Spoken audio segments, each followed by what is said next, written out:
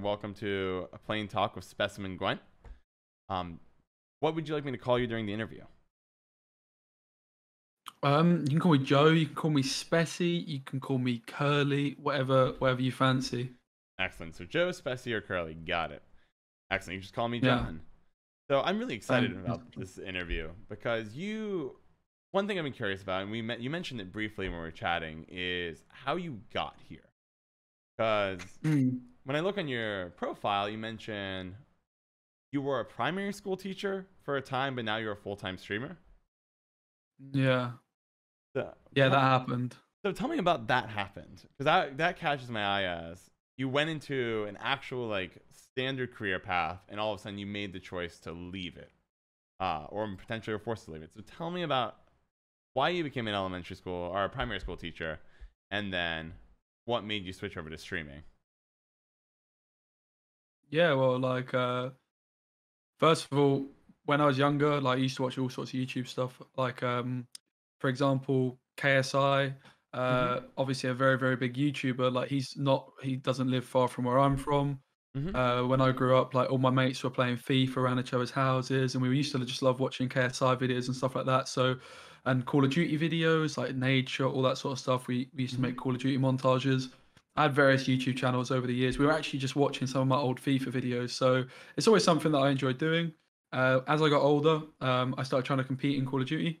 Mm-hmm. Never really happened for one reason or another. I think a big part of it likely was my dad was very anti it. Like he wouldn't allow me on the PlayStation during the week. It was only weekends. Yep. So I got on like a Call of Duty team. I got asked to go to a LAN in Manchester. I was like, yeah, this is sick. But then I got dropped from the team because I was only playing on weekends, of course. Uh, When I went to uni as well, I went to university at 18 to study primary school teaching, mm-hmm. which like that's cool, but I didn't really want to do it. I was just sort of doing it because I wanted to leave home. Uni was like a pretty weird experience for me. I kind of didn't, yeah, didn't really have the best of times. But when I was there, I was still trying to compete at Call of Duty. It didn't really happen. I still had like dreams of being a YouTuber. Never really watched much Twitch. And then eventually, I sort of like fixed up, sorted my life out a bit. I lost a load of weight. I was really overweight. Sort of became a bit happier. Started socializing a bit. Mm-hmm. Didn't actually like play any games for a while. But then I played Witcher 3, found Gwen, on my 21st birthday with like my £50 that I had because I never had any money ever. Mm-hmm. I bought a PS4 camera specifically to stream Gwent, which I just did directly through my PS4. And Mm-hmm. then yeah, I had like 2 or 3 years left of uni at that point, so I would sort of stream during the summer months, and then I would go back to uni, not stream because I'd Mm-hmm. be probably Working. too busy doing dodgy things. I would like to say socializing, but not really. I was just sat in my room, really, Okay. being a bit of a sad boy. Then eventually, almost got kicked out of uni several times because I was just useless, but sort of turned it around, fixed up a bit. Uh, Finished uni like with a 2-1, which was decent, and like a distinction in Mm-hmm. teaching, and really enjoyed it, like in the practical side of things. And then had a year of being a full-time teacher.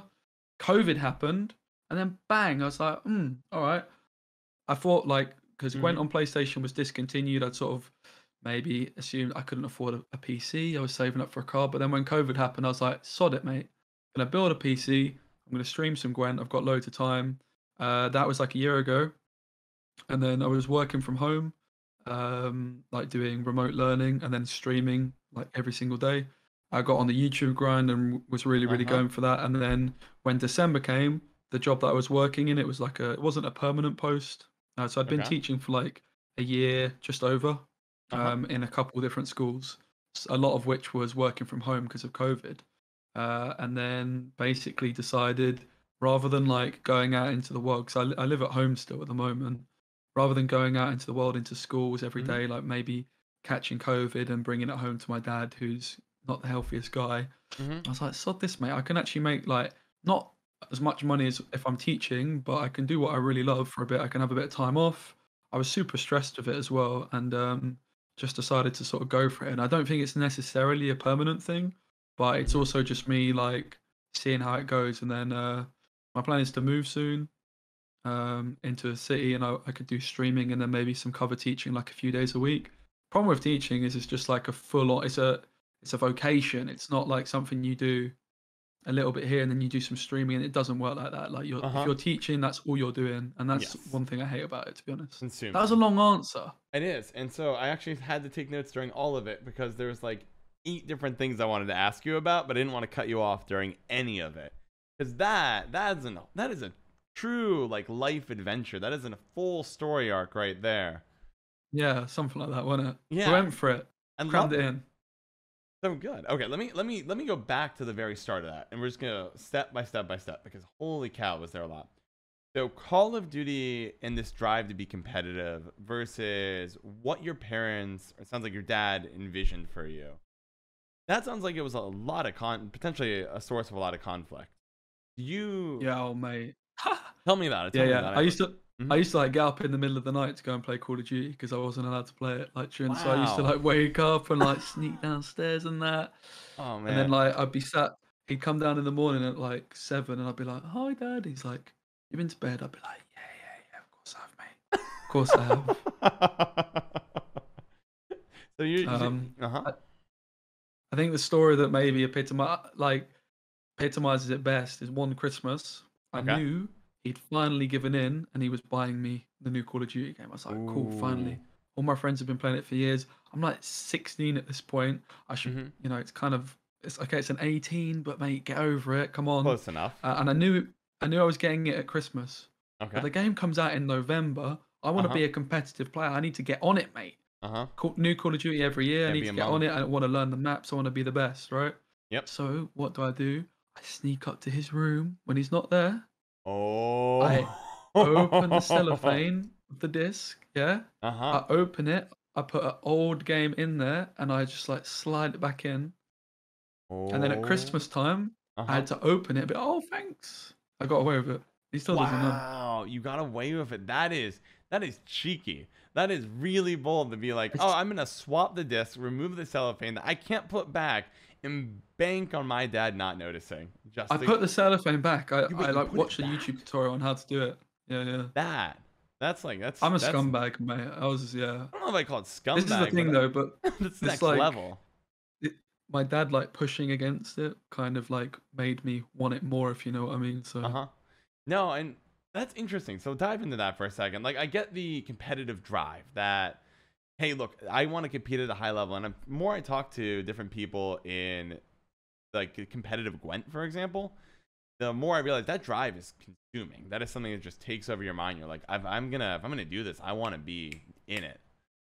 But you have this pushback, this rebellion aspect to it too. Do you think that also helped like feed in to when you go to university? How you had some struggles there, or was that just unrelated?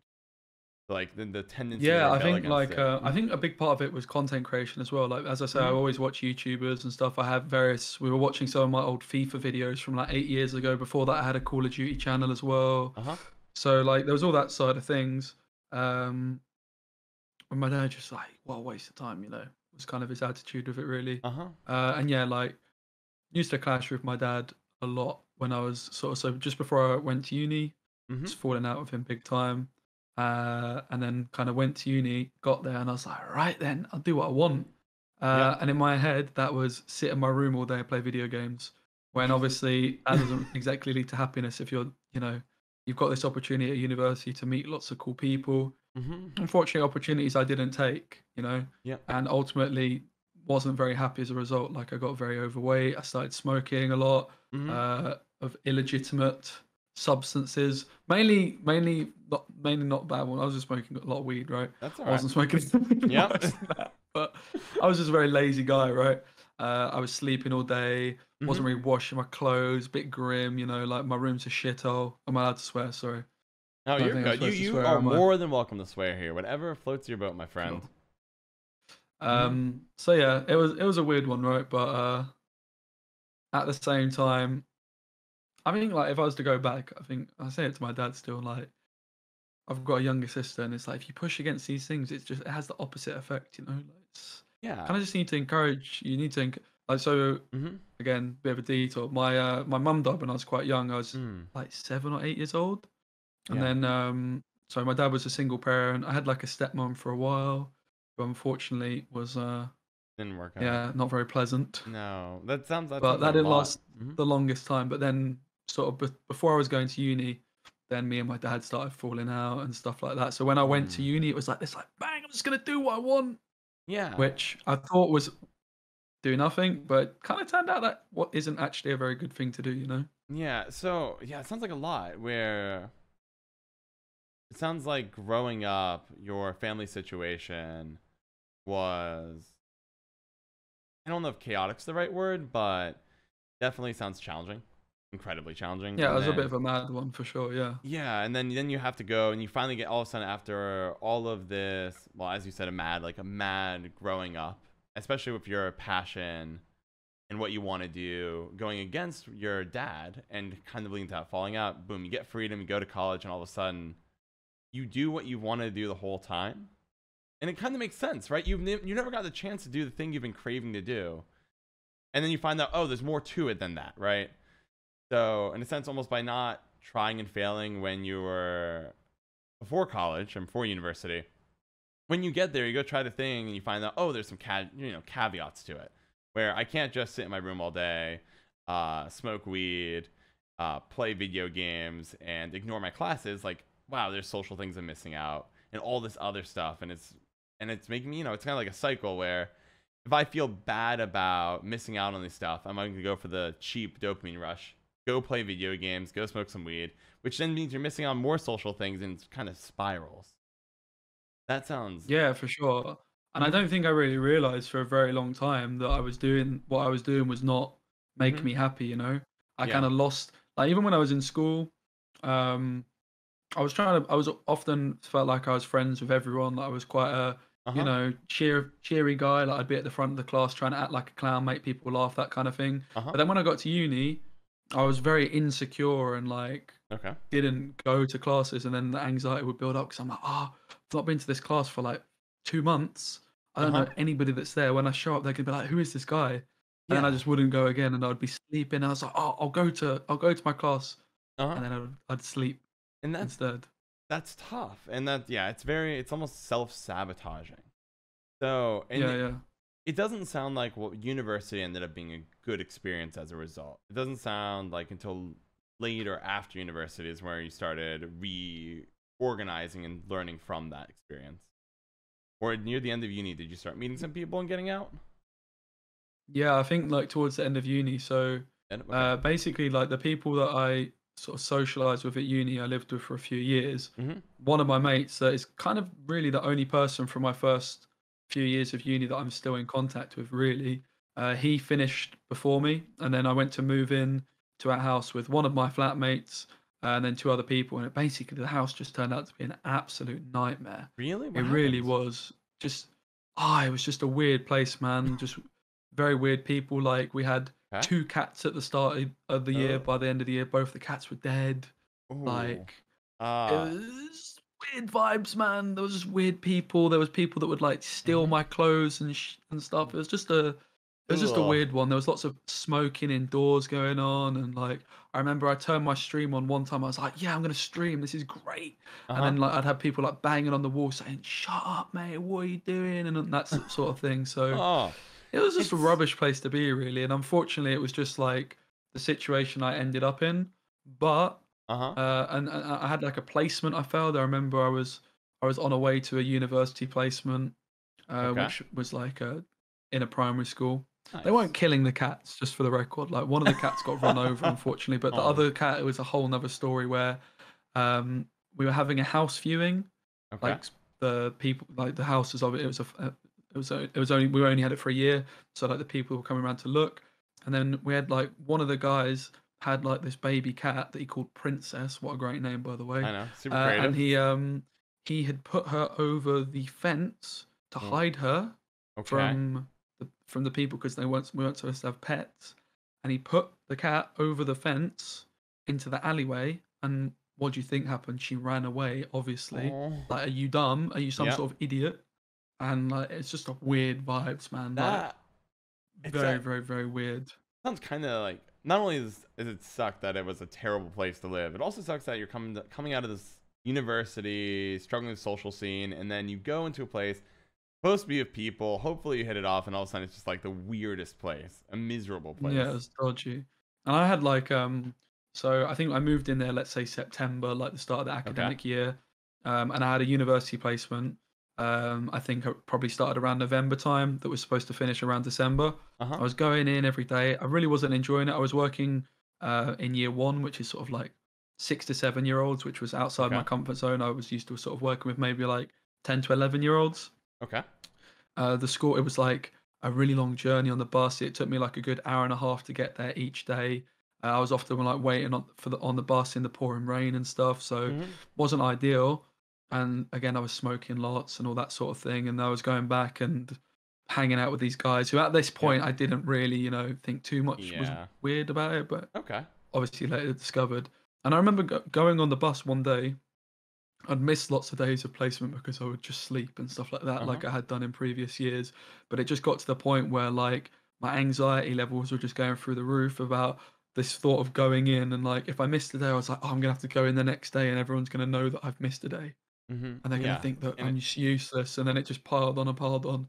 it And yeah, one day I cycles. just Yeah. went into the school, and I just remember like basically being on the bus, like shaking and like, can't do Mm. this. I'm a failure. I've been at uni for like, I'd been at uni for 4 years at that point, Yep. and I still had a year left Okay. just to be a teacher, which typically takes 3 years. Like I'd failed a year, my first year, I failed Yep. it completely. Ouch. Um, I had to resit just because I was Really? useless. But Yeah. yeah, I just remember going into school that day and basically like broke down and said to one of the uh the teachers there, like, I can't do this. Like I have to go home. Like I can't do this anymore. Yeah. And basically just quit the placement, and it went down as like a failed placement. So that was Wow. like rock bottom. Yeah, you've been through a lot. That is rock. So you hit rock bottom, but you got through in the end. You did. It sounds like you got right by with a 2.1 at the end. Yeah, Um. yeah. So I remember like going on the bus back from that placement, Mm-hmm. and I had to go into university to like speak to the tutors, and they were like, right, what we think you should do is we think you should just finish a year early from your degree.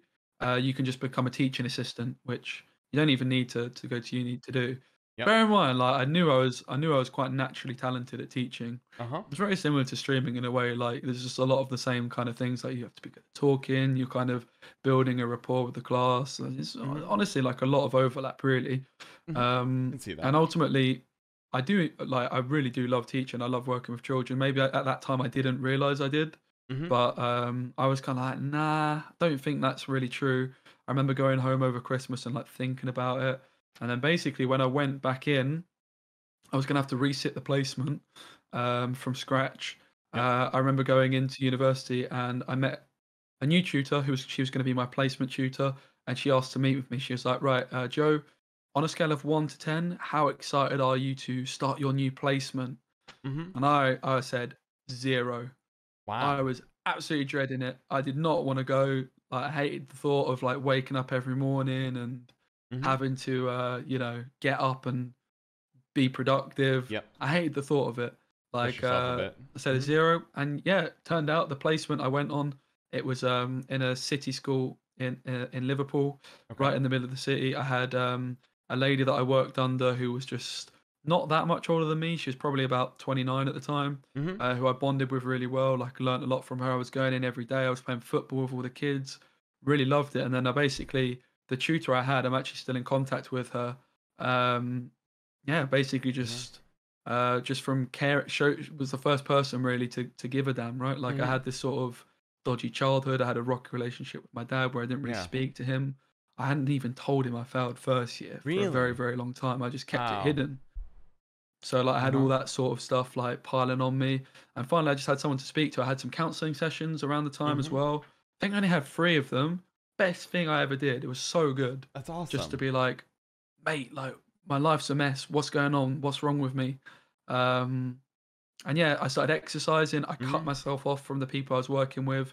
Uh, really dedicated myself to just making sure I nailed placement, and it wasn't that difficult for me. Like from previous placements, I knew I could do well as a teacher without putting as much effort in as other people, Uh-huh. which I'm very fortunate to be able to do. Like my brother and sister, I'm the least intelligent out of my family, Okay. but I've still got like a natural knack of just being able to improvise and sort of go with the flow.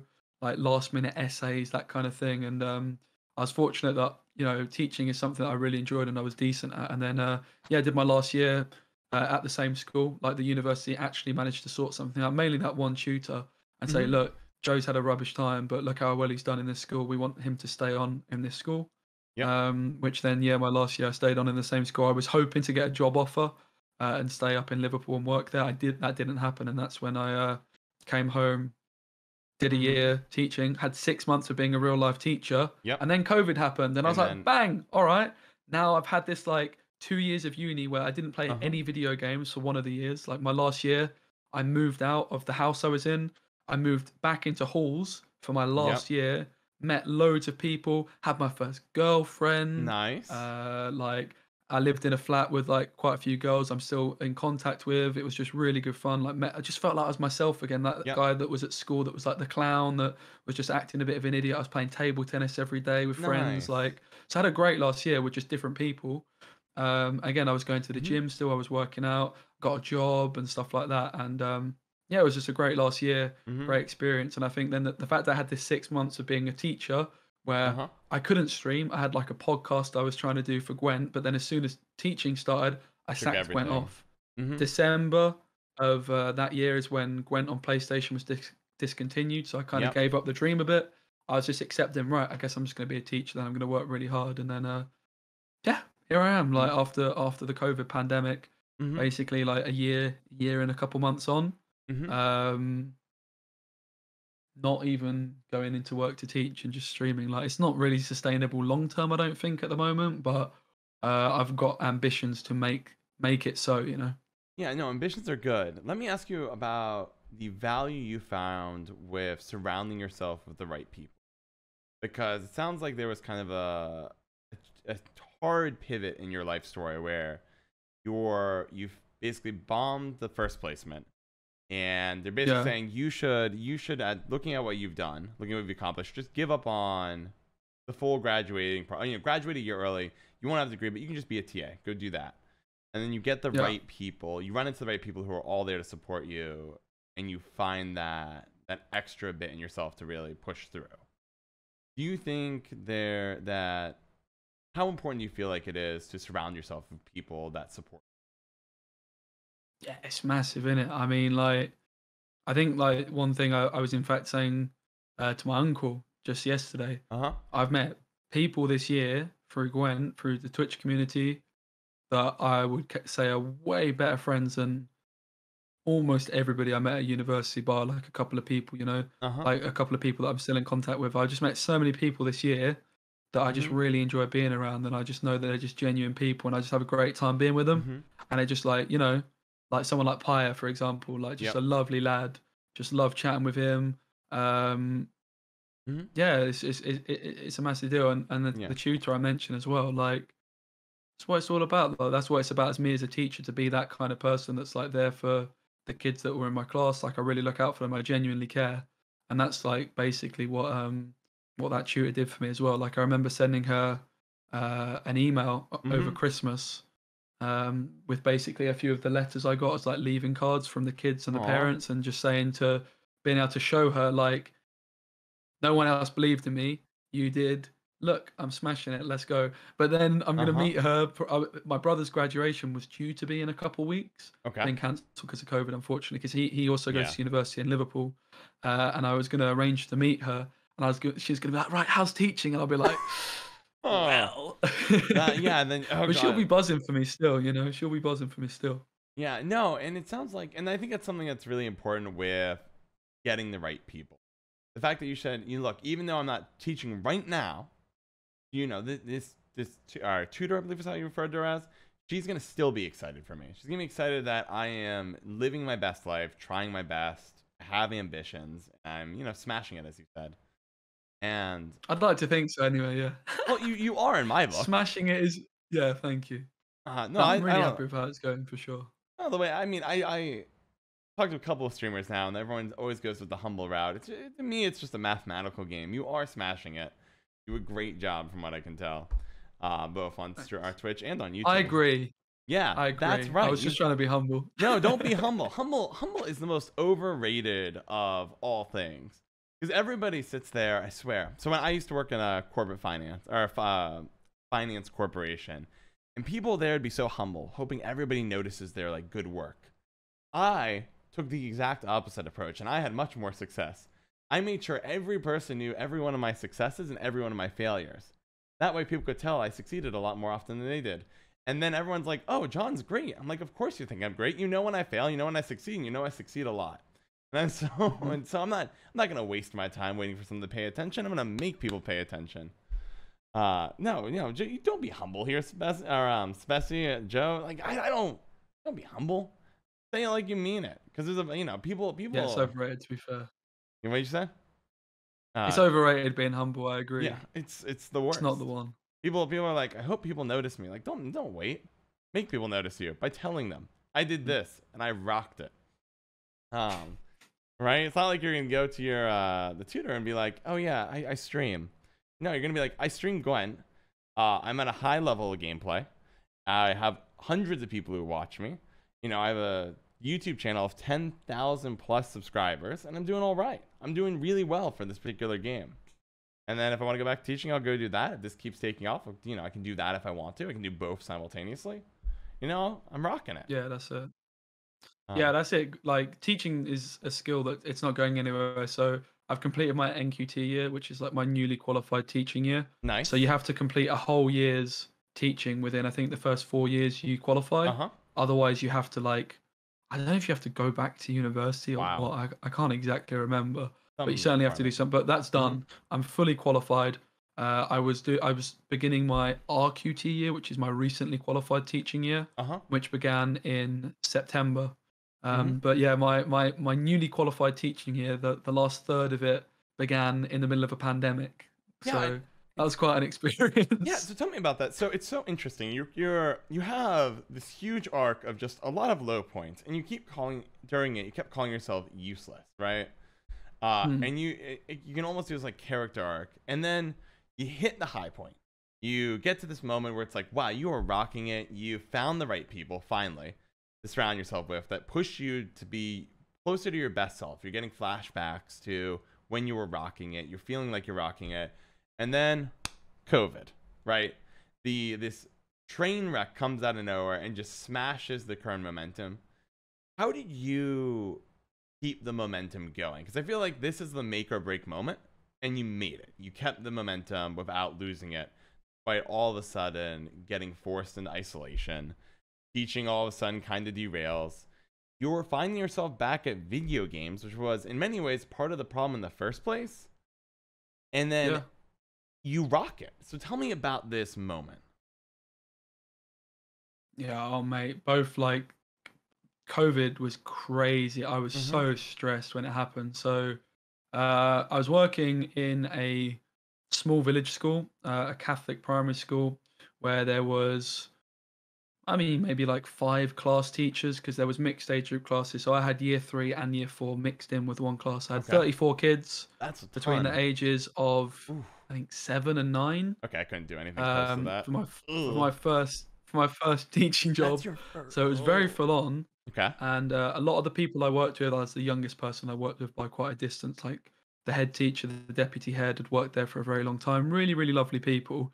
But when COVID came around, I wasn't exactly impressed with how the situation was being handled. I don't live particularly far away from London, despite the school being in a village. There's many people in the village who work in London and commute each day, right? Okay. So London was quite a hot spot for it at the time. I obviously still do live with my dad, who was very anxious and still is, despite having both vaccines, quite anxious about it all. And I had a lot of kids in my class who they go home, they're picked up by their grandparents, for example, And of course, at this point, you don't really know what the long-term impacts are on COVID. You don't quite understand how serious it is. There's no testing going on or anything like that. Our country handled the pandemic incredibly poorly. I think there's going to be a real inquest into it. The Conservative government are doing their very best to wait for this inquest to happen in 2 or 3 years' time. So it's not, going to look quite as bad on them.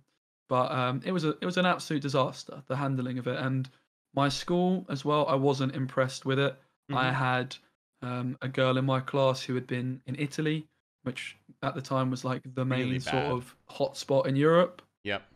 And she was coming back into class, and I Ugh. was saying, why? Like, let's be real here. Let's not do that, please. Uh-huh. Anyway, she did, and I remember going out into the playground the morning she was there. What turned out to be my last day. I didn't know this at the time. She Mm-hmm. was coughing, mate, like Ever. coughing like crazy on the Ugh. playground, and I was like, oh my goodness.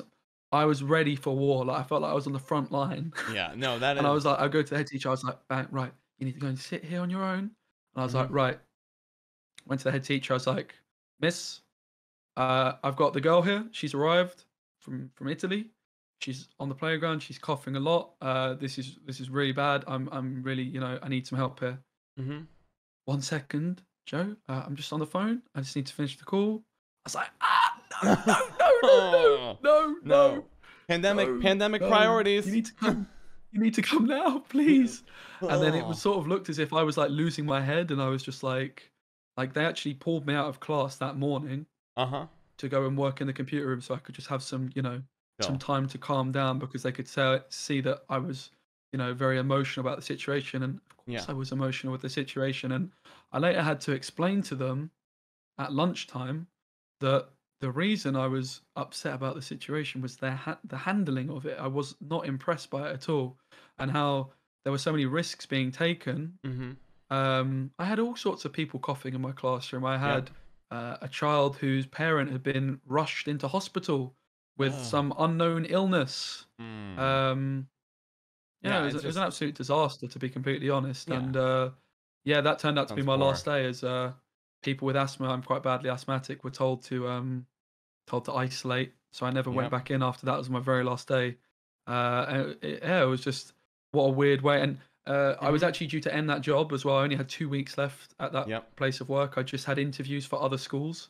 Um, so it was all up in the air whether I was actually going to get a job still with that Mm-hmm. happening. But yeah, like I remember I sent like 3 or 4 kids out of the class. In my head, I'm Yeah. taking zero risks. Yeah, If you there's even should. any doubt that somebody's got something, they should Uh-huh. not be in here. Why would we Yeah. risk it? Why? And no, We it don't know what puts this is, you yeah, know? it puts everyone at risk, and it puts yourself at risk, it puts the kids' parents at risk, puts the kids at risk, puts every teacher in the building at risk. And it was a brutal period of uncertainty, though Italy, I think, was for me the country during the pandemic that where it clicked to like, oh, this is a big deal. Because I remember just seeing the Yeah. video of a hospital that ran out of beds and everybody's on ventilators in all these weird spots, like in hallways, multiple lethal rooms. Like they're just putting people wherever they can fit people and then just on ventilators. And the idea of somebody coming out from Italy, coming back to your class, and everyone's like, it's fine. And then it's not. It's unbelievable, isn't it? Yeah. That's And insane. I sent various kids out, and Mm-hmm. maybe I was overthinking it, but I mean, again, I have absolutely zero regrets about Yeah. how I handled the situation. I said, Mm-hmm. these kids shouldn't be in my classroom. I don't feel Yes. comfortable with them being here. I am Mm-hmm. basically kicking them out, telling them to go home. Anyway, I walked past. They're all sat in the library all together. So if one of them's got it, now they've all got it. Brilliant. Yep. Cheers. And then 5 minutes later, I walk past, doing a little look left to the right, and I'm like, where are they? Oh, they're just eating their lunch with the other kids. I'm like, Oh. are you mad? Are you mad? Are you Yeah. serious? It's like, And then I got hit with a sarky comment. Oh, I was sat in the office for 5 minutes and I didn't hear them cough once. And I'm like, I flipped the lid, mate. I absolutely yeah. flipped. Bear in mind, I'm like this newly qualified teacher Yeah. uh, who's sort of come from not too long Uh-huh. ago, failing university, all this sort of stuff. And I'm Yeah. like, suddenly, I'm like, no, mate, this is not Ah. good enough. And I'm Yeah. kicking off. And then finally they listen. They're like, right, okay, we'll send the children home. I'm like, it's bloody too late. What do you mean? Like, Yeah. do you not realize how serious this is? You can't just wait and dither and dally just like our bloody prime minister did and Yep. make no decisions. You've got to be decisive and Uh-huh. go for it. Or But else, they weren't. yeah. And yeah, I remember getting home that evening and I just sobbed, mate. I was so Mm. stressed. I was so upset. It was mad. And I'm pretty sure I Yeah. caught it as well, by the way, because my lungs Oof. have been an absolute disaster ever since. I actually caught COVID. It was another story because Mm. similar fashion with the Mhm. pandemic, when we went into another lockdown, when I finished my other teaching job in December, and I actually caught COVID over Christmas. That's So I spent awful. Christmas in front of the stream, eating my Christmas dinner. But No, my dad didn't catch it. I was that's good. super careful. No, So yeah, nobody else caught it from my family. that's gotta be so tough because you figured out this was gonna be a big problem, and then everybody else didn't take it seriously. And you sit there and like, here's the new teacher who struggled through university, and I've been teaching 5, 10 years, whatever it is. Why would I listen? Why would I listen to Joe? And turns out Joe is absolutely 100. You're absolutely 100% correct.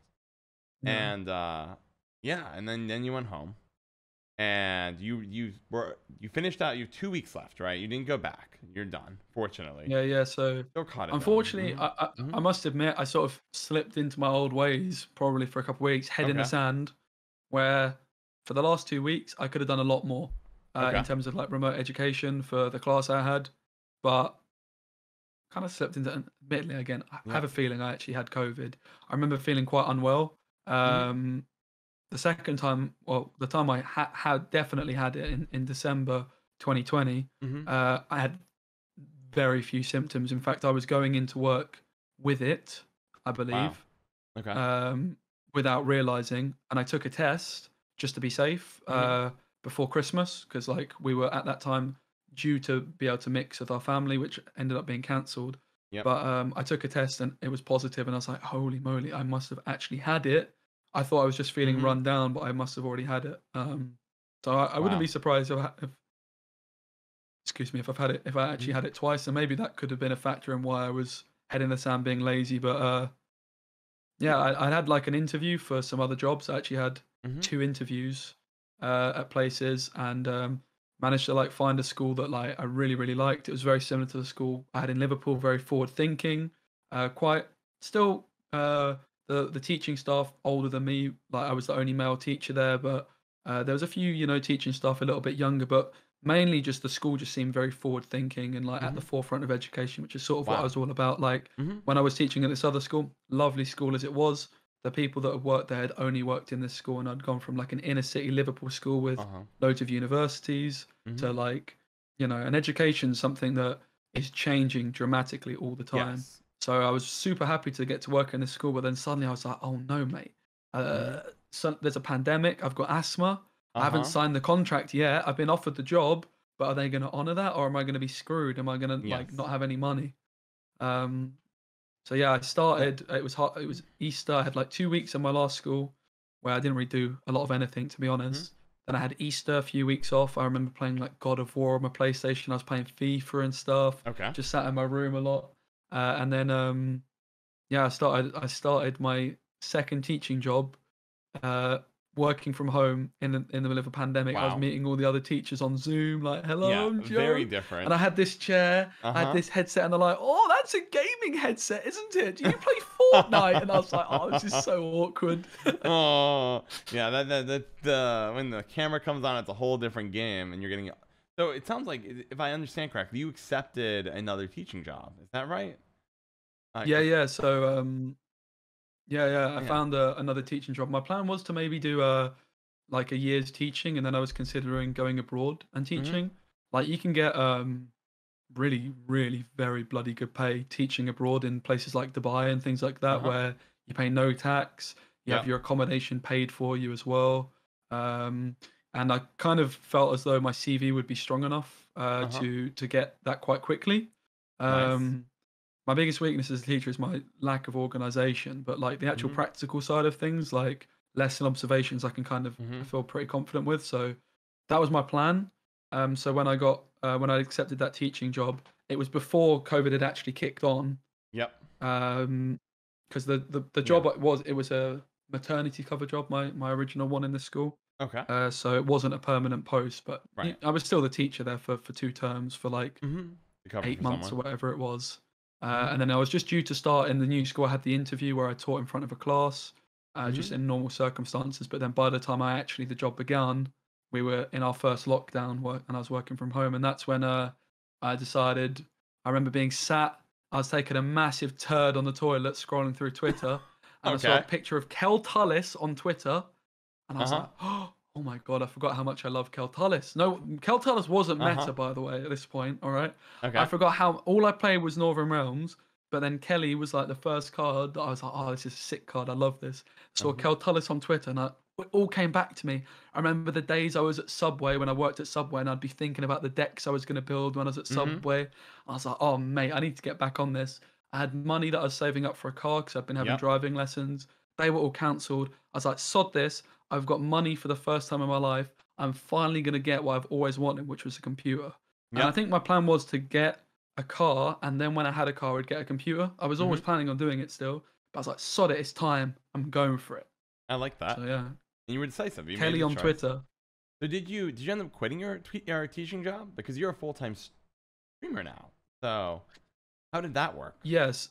So the job that was that so it started in uh after the Easter holidays Okay. in 2020, so like around May, early May Okay. time, around that time. With you. And it was again, it was another maternity cover job. So Mm-hmm. I was offered a full-time permanent post at one school, which is just down the road from me, and I was Interesting. offered the maternity post at the school, which I just absolutely loved, which is Yep. further away as well. But like the school is just so sick. I wanted to work there. Like I learned a Mm-hmm. lot from working there for sure. I would have learned a lot more if it wasn't COVID situations because everything Yes. was just very mad. But yeah, so I was working from home Mm-hmm. just as soon as I started. Yeah, lost track of what the question was. I've got the No, world's no worst worries. memory So you from got. smoking too much weed when I was at university. My memory's shot to bits. So my question for you was, you went for the ambitious job too. You went for the temporary maternity job that was going to give you more. You're at a not university, a school that's on the cutting edge. You love it. You like the people. You're learning a ton. But you're about to make a transition in the middle of COVID. Transition from that school to streaming. Did you quit? Did the time it for the Right. expire? What happened? Because that's a big jump. Because it sounds like you have all of this momentum going into this teaching career, even though COVID's in full swing. But what made this change happen? Yeah, I think like because I was working from home, Uh huh. um, essentially because again I didn't know anybody at the school. I didn't know any of the kids, so even though I had a class, I didn't know the kids. So Mhm. as much as I could try, and I would ring them up maybe like once every so often. I rang all the kids. It was super awkward. I had to like ring these kids I'd Okay. never spoken to, speak to their parents. Oh hi, yeah, it's me, it's Mr. Curly. Oh, you're right. Yeah, yeah, I'm all right, not bad. How are you doing? And then because I'm asthmatic, Uh I huh. was able to shield for a longer period of time. So Okay. while a lot of the other teachers were going into school, I was staying at home, and Hmm. essentially I was given the responsibility of sorting the online learning for. It Mhm. began with just my year group, and then it was like mine and another year group, and then sort of after maybe a couple of months' time, I was doing the online Mhm. learning for the whole of Key Stage 2, which is year 3, 4, 5, and 6. Okay. So year 6 is like 10 to 11, and then year 3 is like 6 to 7, 7 Okay. to 8, It's a roughly. pretty big age range. Um, so Mhm. yeah, but I could do that in my own time. I wasn't waking up at 9 a.m., going to work, getting Mhm. home, marking books, planning lessons. Like teaching is just so full on. But in this Mhm. situation, I was in my room all the time, and I didn't have to. If I wanted to wake up at 7 a.m. and stream Yep. for like 6 hours and then get my work done, I could do that as long as I Interesting. got it done. Because you have the And that's flexibility. basically what I ended up doing. I just started like waking up every morning super early because nobody really streamed that much in the mornings. Uh Cheddar huh. Paul streamed in the There's an mornings. opportunity there. Spyro didn't start till a bit later. So I was like, yep, I'm just going to go for it. I'm going to stream a bit and then just started uploading on YouTube again as well, which I hadn't uploaded on. Mhm. I had like 500 subs on YouTube, maybe like 1,000 followers on Twitch, Yep. and it just kind of took off, which I always Yeah. knew it could, because I had Mhm. in 2017 when I started Gwent a long Yep. time ago. People don't really realize how long I've been around, Uh huh. really. You've been around for quite some Um, time. I just streamed for like the summer, like 2 months, and then I would disappear when I went to uni. Uh That's huh. kind of why. But I gained like 1,000 followers, I think, in my first month, first 2 months Wow. maybe streaming. So I, That's I always had that insane. confidence it could blow. Uh huh. And admittedly, more people watch Gwent than like I remember my first stream, I got raided by Swim with like Nice. God knows how many people, like maybe like 1,500. Yep. So I just started off very, very well.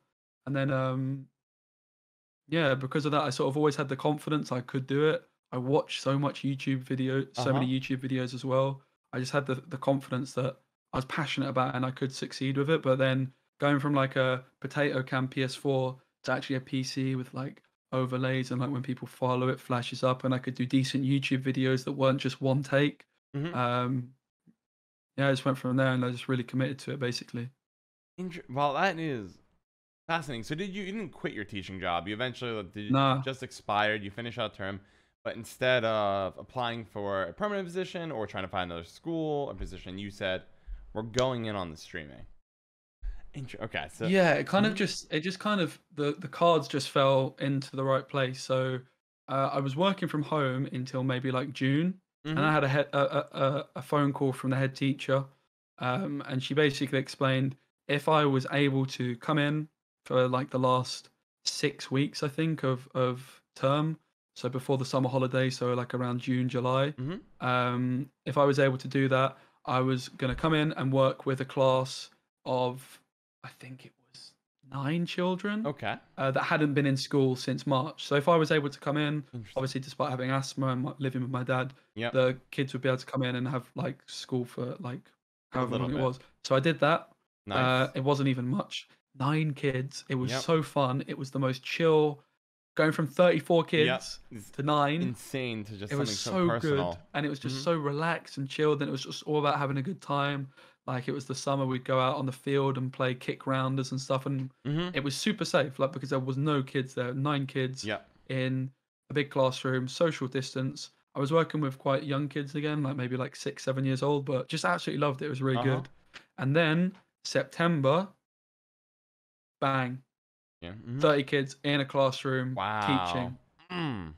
Tough. Like an instant swing back from like here was like the dream classroom to all of a sudden, boom, back to pretty much oversized class, tons of going on, and it's like it's the stress comes back, I'm sure, and the pressure comes back. Yeah, I Um. mean, if you look at like my Sully gnome, for example, Okay. like you just see this continuous growth, and then September comes, and it's like, yeah, nothing happens till December, basically, which was then around December time was when um, the teacher that I was covering for maternity decided she was going to come back. Uh huh. And I was so excited when I heard the news because I was like, this is my chance. It's Mhm. time. Time to Time. leave. I've not like I you cannot stream and teach. It doesn't work. If Yes. anybody does it, I will shake their hand. It's like Yeah. to have a class like a primary school class where you teach them English, math, Mhm. science. You've got to mark their books. You've got to meet the parents. You do like an after school club. You're Yep. also supposed to go to the gym and maybe like socialize, which admittedly I wasn't Mhm. doing. But it's so Yeah. difficult to fit all those things in. So But yeah, yeah, especially as because. soon as I Mhm. had the opportunity, I was like, yeah, Yeah. I'm just gonna go for it. I said to my dad, I was like, mate, I'm just gonna stream. I can make money off it. Like, I'm not making that much, Mhm. but I can make some money off it. I'm not gonna catch COVID, although of course I did in Yep. my last week in school. I caught it, of course, but Fortunately, yeah, I but just yes, went from there really, and bit of irony. still plugging along. And my dad's slowly but surely starting to sort of accept Yeah. it a little bit more. Tell me about that because you're at home, you're teaching. Your dad, I don't know what he's feeling, but it's got to for him be better than you playing competitive Call of Duty. And then all of a sudden you're gonna be like, yeah, I'm not gonna apply for another teaching job. I am gonna stream video games competitively from your house. How did he take that news? I mean, it would have been awful, but I think because I had the reasoning of I'm gonna wait for the vaccine. Okay. Vaccine's coming in March. Why risk it? I've got asthma. Who knows? This is going to mess me up. I lived with him as well, Uh huh. and he's very anxious about it. So it just made sense. It was just the logical thing to do. I said I was going to finally finish my driving lessons that I'd been taking sort of Mm-hmm. March time last year, but never got to take my test, which driving lessons all got cancelled because we went into another lockdown, Yep. basically. Um, so yeah, that was the other thing as well. In December, like as I knew I was finishing my job Mm-hmm. again, my teaching job, it was very similar circumstances. I knew I sort of had a few weeks left. Bang, COVID cases went through the Yep. roof in our area. Um, Wow. Really there was unfortunate. COVID floating around the classroom. Unfortunately, I had a child in my class Gotcha. who Mm-hmm. had a diagnosis of autism, and his Ooh. one of his parents was had a confirmed case. The child, one of the best kids, just absolutely Mm-hmm. hilarious. I used to talk to him about Pokemon all the time, Yep. and he was just amazed that I knew what different color the shinies were and all that sort of Aw. stuff. But Yeah. he was just in, he was up at my desk talking to me, um, and his dad had, or mum, whoever it was, had a confirmed positive case. Now, Mm-hmm. of course, you would think the logical thing, John, to Yep. do would be Take the kid to out. test the child, Yep. Or that works as right? well. Yep. Either pull out the kid or test the child. Pull the kid out, or pull all the kids out, but certainly Yep. pull the kid out and test him to see if he's got it. Uh-huh. Then everybody else needs to leave. Instead, just pull the kid out. We're not going to test him though. It's fine. What? Ooh. Yeah, I was fuming, mate. just Yet put a again, swab I'm on just this. in disbelief. I'm kicking off, and I'm like, am I the problem here? Is it Yeah, me? And of course, as it turns out, I caught COVID, so no, Yeah. it wasn't me. No. It wasn't. Because of that as Oh. well, I stayed away. I was like, Mm-hmm. even though I was getting in the bus to work every day, I was spending time in the classroom with 30 kids. Yeah. You can't socially distance. I wasn't allowed to wear a mask, for example, as part of my job. And then That's awful. yeah, and- I was just making sure I stayed away from my dad. Like he would Uh-huh. bring my meals to me. I was basically self-isolating just in case. And then Yeah. yeah, obviously it proved to be the right choice because I Yeah. did end up getting it. I feel terrible for you in the sense of you go through a lot. Your life story is wild. A lot of highs and lows. It's mad, and then isn't it it? is. I'm quite enjoying telling it. It's good. Well, you should enjoy telling it. I'm glad you're enjoying it. It's wild. I thought it would be an interesting story. I didn't expect it to be quite this much. You've done a ton and gone through so much. But I feel so bad that you're constantly like the canary in the coal mine.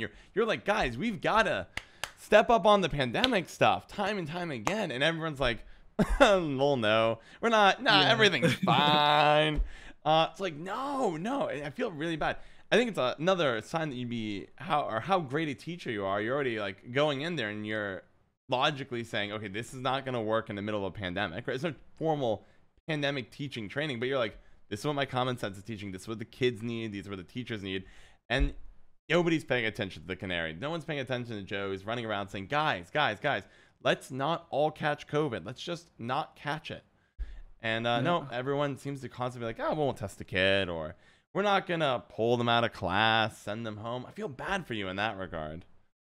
I think it's also important to like stress, like, I don't blame the people that I worked with. Like the people that I worked with did exactly what they thought was best at the time, and they are lovely people. All the people I worked with, I've got so much time and respect for them. I do not blame them whatsoever. Unfortunately, at a government level, the response to the pandemic was absolutely shambolic. I could go on for hours and hours. It makes me sick to the stomach even thinking about how our government handled the pandemic. And honestly, I've just had to like switch. I don't watch anything about the news anymore because I've just no.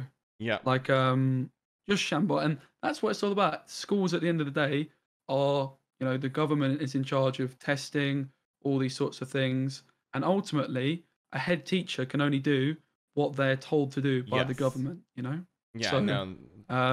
like Comes down from the especially the top. second school, the head teacher that I worked with was just the best head teacher I think I could ever have asked for. Nothing against the first one, she was lovely too, but the second head teacher was just super Yeah. professional, like really, really just a pleasure to work with.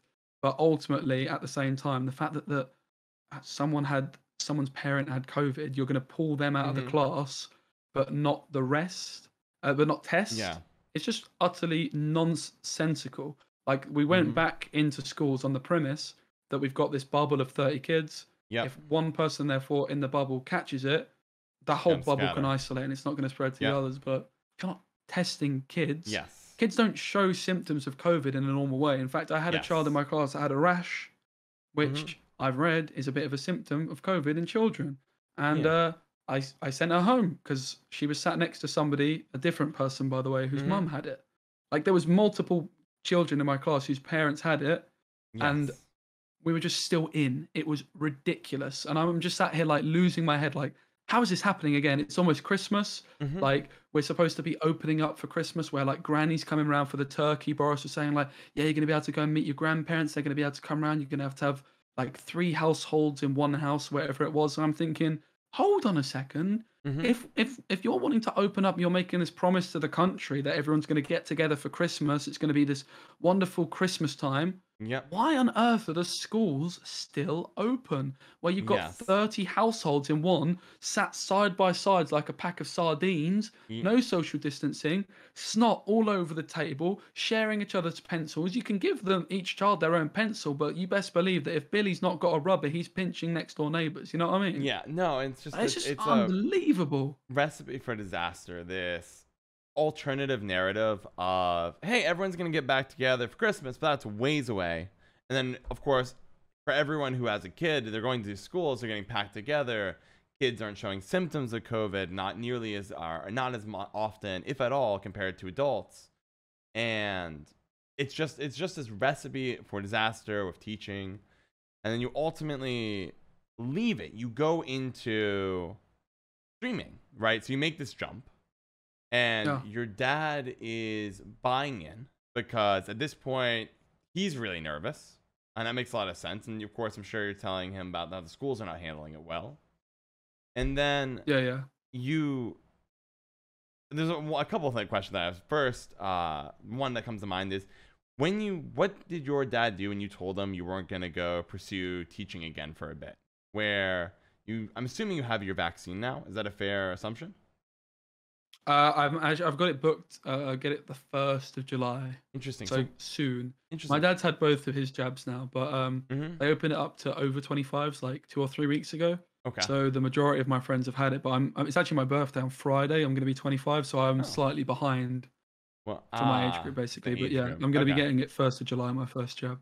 I see. But I I already see. had the black market COVID off the street, so Yes. Well, you've been dirty. You did the hard way, right? Uh, exactly. so so let me fast forward a bit then. So come July, because you're going to turn 25 shortly. Happy birthday Mhm. in advance. Thank you. You're Cheers. welcome. You're welcome. Hopefully, I beat everybody else to the punch. That was the whole point of this talk, was just for me to get a step up on everyone. Family, friends. No, no. You're gonna have to always think that John was the first person to say happy birthday to you. But so when come July, you get the jabs, right? You get your vaccine done. Are you gonna go back to teaching, or gonna keep with the streaming? And have you told your dad? Yeah, so I'm still living at home at the moment. Uh huh. The plan is to move to the city. In fact, I'm going for Mm, my first trip away okay. for my birthday. I'm leaving on Thursday since like March last year. I'm going Mm-hmm. to Bristol to go and see a friend, and that's where I'm planning on moving. I'm going to get a Nice. flat, and the intention was I was going to do some cover teaching, Mm-hmm. um, maybe like 3 or 4 days a week, and then stream as well. Whereas now it's more looking like I'll move.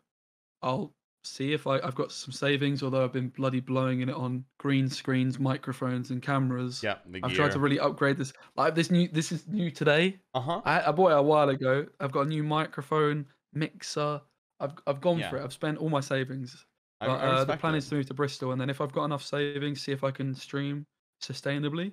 If Nice. I can't, I can do some cover work a few days a week. So I really, do you know what? I'm really excited to get back into the classroom. But what Mm-hmm. I'm not excited to do is do it full time, because when you're Yes. doing it full time, it's too much. Like Streaming. all the teachers I worked with, Joe, whatever you do, chase your dreams. Yep. Don't be a teacher for your whole life. It is hell. It's just too Interesting. much. Like teaching Mm-hmm. itself, going into the classroom, hanging out with kids, making them laugh, making terrible dad jokes and stuff. Like, they go up to you, I'm finished, sir. Hello, Finish. That's a funny name. Like, it's all I do, mate. Yep. I'm just an idiot when I'm teaching. It's just a bit of fun. Yes. But I bet they love that the though. problem is Mm-hmm. you've got these meetings until 6 p.m. You get in, you've got to mark books, you've got to tidy up after everybody. You're going to go do a PE lesson out in the rain, and then you're going to go pick up all the cones. You're going to meet the parents who've got beef with each other. They've Yep. been arguing on the plate. It's too much, man. Yeah. I want to stream. I want to get home. I want to go to the gym, which I've not been doing for a whole year now. But Mm-hmm. at the time, I wanted to go to the gym, or I wanted to, again, stream, play Yes. football, whatever it was, watch football. But I Mm-hmm. just didn't have time to do anything I wanted to do. So a lot of the ladies I work with have got kids, Mm-hmm. and they have a lot of regrets about the fact that they're teaching Interesting. 9 to 5, Because five it's days a week, and consuming. it's like a 6 day a week job, really. Yeah. Very, very. A lot of teachers just work way too hard. Like you can Mm-hmm. ultimately work as hard as you want as a teacher. You're never going to finish everything you want to do. It's just a never-ending list of jobs, and that's not really what I Yeah. want to do with the rest of my life. As this guy that was failing uni, sitting on his ass Mm-hmm. playing video games, of course, it's much more attractive for me to sit on my ass Yeah. and play video games in a more Yeah. productive way, though, And that and a more social way. yeah, I think that's for me one of the things that from your story I take away is you've almost come full circle on this crazy adventure from early days of sneaking our competitive COD as best you can to finally getting freedom to do what you want. And at this point, you've had falling out of your dad. You're gonna go full on whatever you want, and then you find out it doesn't work. You right at the last year of uni, your second round on getting our placements, I believe is what they're called.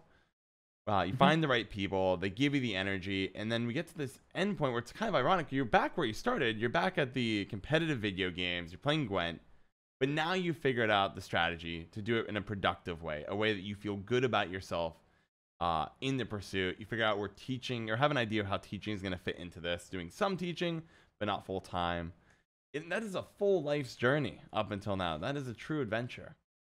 Ah, Yeah, and I think like mhm, streaming's that nice mix between like before, like Twitch was not mhm, something I ever watched before Gwent, but it just gave me that sort of feeling of okay, I'm sat on my ass playing video games like I would be doing yep, anyway, whether it's FIFA or yes, Gwent, and I'd be sinking hours into it, but I can do it in a more productive way that even though my dad still thinks it's a massive waste of time, yes, to me I know it's not. You know, I've got this end yeah, goal. So like when I started streaming Gwent, my end goal was always I want to be an official Gwent commentator. That was in my head. I'm like, right, I'm interesting. gonna Okay, be an official Gwent commentator. I've seen people do it in Call of Duty. uh huh, Courage is a good example. He's one of the world's biggest streamers. I've seen him go from like a Delta Call of Duty mm-hmm. codcaster stream to now he's like a co-owner for 100 Thieves, you know, like That's a big so jump I sort of had this path in like mind. in my head of like, Yeah, right, there's these other content creators that are the commentators for Gwent. I could do that. I can talk. I'm good at yeah, talking, you know. yeah, Why not? You know, yeah. I'm not very good at the game, but I can talk, so I'm gonna back myself to do it. And Okay. that was like my end goal. And I've always just sort of had that drive, that ambition to try and achieve that sort of thing. And certainly last year when I had the PC, I had all the time in the world, really. Mm-hmm. I just went for it, and there was still a lot of backlash from my dad. I had many arguments. I remember the Yep. day I made Twitch partner. I came downstairs. I was like, "Dad, I made Twitch partner. Yep. What does that mean?" Well, it Mm. means this. He goes, "Well, cool." And then I was like, "Oh right, Yeah. not even a well done." Like he doesn't ask like how my stream is or anything like Interesting. that. Oh, it's It's just tough. still a bit of a weird one, but he's got a lot better with it. My dad's just Yeah. my dad. Lovely, lovely bloke, but does It's yeah, he's just set in his ways really. yeah. He's a lovely guy though. It's hard when you're trying something new because streaming is still in my mind very much on the cutting edge of media, where it's going, what esports is gonna be, what career paths even appear is still really new. Like the idea of being a co-owner of an esports team, like working your way up as a caster to 100 Thieves. That's not something you could talk about 3 5 years ago. That's not a career that existed, a career path that existed. But now we're entering this new age of streaming, a new way of media to exist, and it's just the Wild West. Like so the first people that got here might have been opening the door, but now the door is open and you start to realize there's like a million different ways to take it. And you chose I want to be a Gwent commentator. You know you love Gwent. You saw Kelly and you're like, Kelly's my girl. I can't wait to grind out on the ladder with that. You end up back in Gwent, and you've achieved a lot of that. You hit Gwent partner, and you've also done a fair bit of casting now, correct? Yeah, yeah. I think it was just like a natural goal of like, right, Mm-hmm. that's what I want to do. And then if I become a Gwent commentator, who says I can't go and commentate Call of Duty or go and commentate FIFA or whatever it Mm. might be, or host, be like a community manager for a game or something like that. Like, I love to do that Mm-hmm. kind of thing. You know what I mean? So that Yes. was sort of just like a very natural objective that's always been in the back of my mind, really, I think. So, So, yeah, like I've had more opportunities to cast like in the last year or so. I think mm-hmm. like the first time I really did it, again, when I had a PC, that just opened up that ability. Before, when I was streaming directly through my PlayStation with a PlayStation Yep. camera, I can't do any sort of things like production quality. I'm just Yeah. streaming with like a very fuzzy. PlayStation. I had a very loud PlayStation. It was a Yep. jet engine. It used to overheat as well. Ooh. After like an hour, it would just overheat, and that would be the end of the stream. I'm like, God's sake. Yeah, yeah. But It's built-in like timer. it was just yeah, it just made sense as like a natural goal because touching on courage as well is definitely someone that Yep. I sort of looked up to Mm-hmm. as I saw him go again from that being that Delta caster on Yeah. on Call of Duty streams. I know he got like an internship at MLG and he had like a very clear path, but I watched my little brother used to watch his Twitch streams on Black Ops 3 playing. He used to do a bot world league where he would make the Call of Duty bots Yep. and a 4v4 and he'd commentate over the bots like shooting each other in like the competitive maps. Yeah. And that's, you know, from there he's gone on to that, and you know that was through Twitch and things like that. So definitely, like, I look at people like, again, KSI of course is somebody I've mentioned with like the Sidemen. I've grown up watching like many of those guys, like Zerker I used to watch, Vicstar I used to watch all the time back in like Modern Warfare 3. So like I've seen these guys go from absolutely nothing to like multi-millionaires, you know. And they're not really like too dissimilar to me, and I feel like if maybe in a different alternative universe, I could easily have been a part of that kind of a group, you know, if I had maybe like different circumstances where I was allowed to play video games every night and that kind of thing, you know. I feel like I would have been in a better position, and now it's like my time to just like, bang, all right, I'm gonna go for it still, you know. I'm not gonna just, if I don't go for it now, when will I? And with Call of Duty, I always said I want to go to a LAN event or I'm gonna always regret it. Never did. But with streaming, I can like look back in this last year and be super chuffed that I've just gone for it, balls to the wall, apart from between September and December when I tried but didn't really have too much time to do it. Yeah,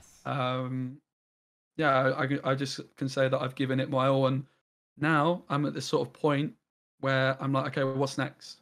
Like, where am I going from here? Because ultimately, Gwent, as much as I love Gwent, this month I've been hating it. I'm not enjoying playing it, mate. Really? This week, I've been logging off. I've been like, nah, do you know what, guys? I'm going to do something else.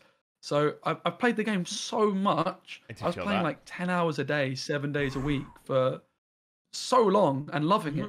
But I need other stuff to do, you know? And like, where's my content going?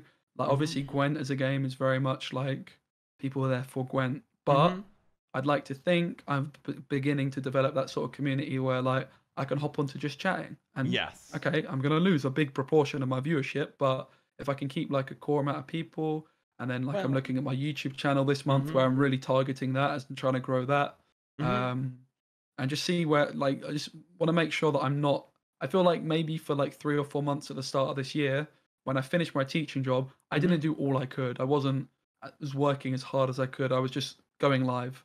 And while going live is great, it worked for me. You know, that was what was working. I could just go live for many hours a day, and I saw the results. I saw the viewership, the average viewership going up. I saw the sub count going up. But at some point, it just stagnated. It just stopped. And yeah, I'm still sort of in that position where I'm like, okay, what can I do now to make my content better? Where can I go from here?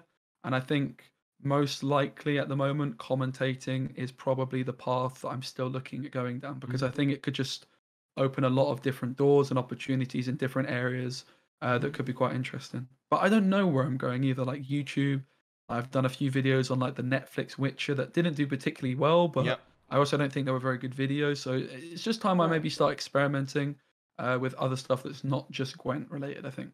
Yeah, I think that's one of the interesting parts about if you want to be a full-time content creator, you're starting with Gwent. If you look, you mentioned Sully Gnome earlier, a great site for checking out stats on streaming and how popular games are to stream. And you look at Gwent, Gwent stats are unbelievable as a streaming game. Yeah. The only problem with Gwent is there's such a real ceiling. There is so let's say there's about 2,000 viewers up for grabs, of which there's 3,000 when Life Coach shows up, but Life Coach brings 1,000 with him wherever he goes. And you have your 2,000. But if you want to move on to something like what Courage did in 100 Thieves, you need different content. You need to be a commentator that can cut across game to game to game. When I think of successful commentators, for example, one that comes to mind is Monte Cristo, who started in League of Legends and then kept pivoting from game to game. More of a controversial caster, but that flexibility helped him navigate his career. Do you think, I know casting is the path you want to go. Do you think you're going to stick with I think so. Yeah. Think so? Well, I mean, we all make it up as we go, right? Like, nobody really knows. The future's such an uncertain aspect. Because even I don't know what I'm going to, like, I have a rough plan of what I want to try to do, but I've been trying to procrastinate how I'm going to broaden my own content. Like, all right, I can't only play Gwent for the rest of my life. What game is next? And I've spent so many hours thinking about that because that feels like one of the big questions. Like, where do you Mm. go from here? If you think Gwen has a ceiling, or maybe you stay with Gwen and you just keep casting, honing that skill. Do you have, in particular, any games that catch your eye as a next step to broaden your content? Um, yeah, do you know, it's a really good question. I was actually just talking to Saber the other day, Mm-hmm. just about this kind of thing. It's just like, for me, I've never looked past Gwent. I Interesting. didn't like. I got very lucky that I fell into Gwent. Like, I just started playing Gwent. Never played card games. I was playing Call of Duty, FIFA. Yep. I just loved it. And by chance, I didn't know it was a good game to stream. I was actually watching one of your interviews with Bush, Mm-hmm. Oh, and sort of at the warmed my part I heart. tuned in, Uh-huh. you were sort of talking about exactly this about like Sully Gnome and Gwent and like how it seemed. I got super lucky that I just sort of fell into Gwent by chance and it turned out to be a good game to stream. I didn't necessarily even appreciate it, right? Uh-huh. That this growth I was getting was because it was kind of like the perfect mix between viewers and amount of streamers. I didn't really get Yep. that, you know? It just sort of happened. Mm-hmm. Um, and for me, I've never really looked past Gwent content creation until like the last couple months, really, where I've Yeah. just started to be thinking like, okay, now I've been doing this full time every day for 4 months. This is like everything I've wanted to do. Am I happy though? And I'm kind of like, Ooh. nah, I'm kind of not. I've kind of been grouchy on stream. I've kind of been like less energetic a lot of the time, not Uh-huh. necessarily enjoying the game as much. I'm raging a bit. I've got Mm. Reddit threads calling me toxic, which, okay, while it was a I little bit, remember it was a little bit dumb. There's that. still, there's no smoke without fire. Let's be completely honest here. Like, I was calling people clowns quite a lot, so I you, don't know. you get what I mean? Like, it's only Uh-huh. recently I've really started to be thinking, like, okay, 4 months, I should be like loving life, but I'm waking up at 2 p.m. again. I'm putting on Yeah. weight again. My room's a mess again. I'm not going to the gym again. I'm not socializing again. Yeah. I feel more happy because I'm socializing in a different way where I'm meeting Yeah. people like through Discord and stuff. And that's been a great thing this year, just meeting so many great people and just sitting in Discord calls. But at the same time, a big part of the Discord calls was Gwent. Mm-hmm. So I was Yeah. I said this on Zubi's podcast when I was on it. I'm waking up. I'm like, right, I'm gonna play Gwent, and then I'll go eat dinner, and then I'll be chilling out with some friends, and it'll be Gwent related again. I'll be watching someone play Gwent, Yes. or I'll be chatting to people about Gwent, and I burnt myself out. Of course, I have. Like this month, Mm-hmm. a new expansion came out 3 or 4 weeks ago. I should be absolutely loving life, but instead, Yes. I'm sat here like, oh my god, this game is just not. I'm just not enjoying it like I usually do. I Wow. need to Okay. play something else, and I have. I've been playing Witcher 3, been loving it. It's been chill, but Witcher 3 at the same time. If I'm sat here playing Witcher 3 on stream, I'm asking myself, I'm still just in this cycle of going live and hoping results will come when I don't. I know Mm-hmm. I could work harder, and I'm slowly, hopefully, gearing towards moving into Mm-hmm. a realm where my content, I'm working harder on it. I'm not just pressing live, going live for 10 hours and saying, right, I've worked really hard, I stream for 10 hours, bang. I'm trying to move to this. Okay, I stream for 3 hours, for example, and I'm not even close to this yet, Mm-hmm. but it was great. I had this like planned segment where maybe I did like a PowerPoint presentation on like a tier list and then I can put it on YouTube or Yes. whatever it might be. I've been watching like lots of videos by like Ludwig on like how to basically be more successful on Twitch, and Yep. you He has know, a good he has I'm a good 2 hour only presentation on really that. very just getting into that kind of thing, but that's kind of the area I want to move into where like I'm not seeing the results from just going live anymore like I used to. Like I was Uh-huh. fortunate that Gwent is that game where you go live, success, Uh-huh. upload Yes. a YouTube video, whereas now, especially this month, like Twitch is so much more competitive for Gwent this month than Oh it my has gosh, been you are not in kidding. previous It's months. killing my soul because I was for the first moment when Life Coach started showing up and the new expansion hit, I surged. And then I watched after day 2 and 3, I realized I was not over the gap where there were just 3 or 4 streamers that were gonna monopolize this opportunity and everyone was flowing up. And that day one rush is going away fast. It's like crap. This is the moment where I'm starting to see the winds come out of come out of the sails a bit. I'm slowing down, and it's a Hmm. humbling moment. You go there and you say, I've looked at my success metrics. They're working really, really well. New expansion hits. They should be working really, really well now. But all of a sudden, no, actually, Gwent Masters is bringing back all these players, but they're also bringing back big personalities. New expansions bring back new personalities. And these newer ones are monopolizing a lot of viewers. I can't grow anymore with traditional turn on the stream, come up with a creative Gwent deck, play Gwent, or grind the ladder. I will say one thing you said really sticks out to me, which is I could be working harder. I don't feel like from our conversation that actually is the case. I don't think it's working harder that it sounds like needs to be going on here. It sounds like, one, life balance seems to be an important part here. As you mentioned, lots of little signs of when you were doing poorly at university are coming back. Mm, You're not loving life. mm. Room's disorganized, gaining weight. But the other part is, I think you're realizing this, but I feel like you're dodging the idea of, I need to work smarter.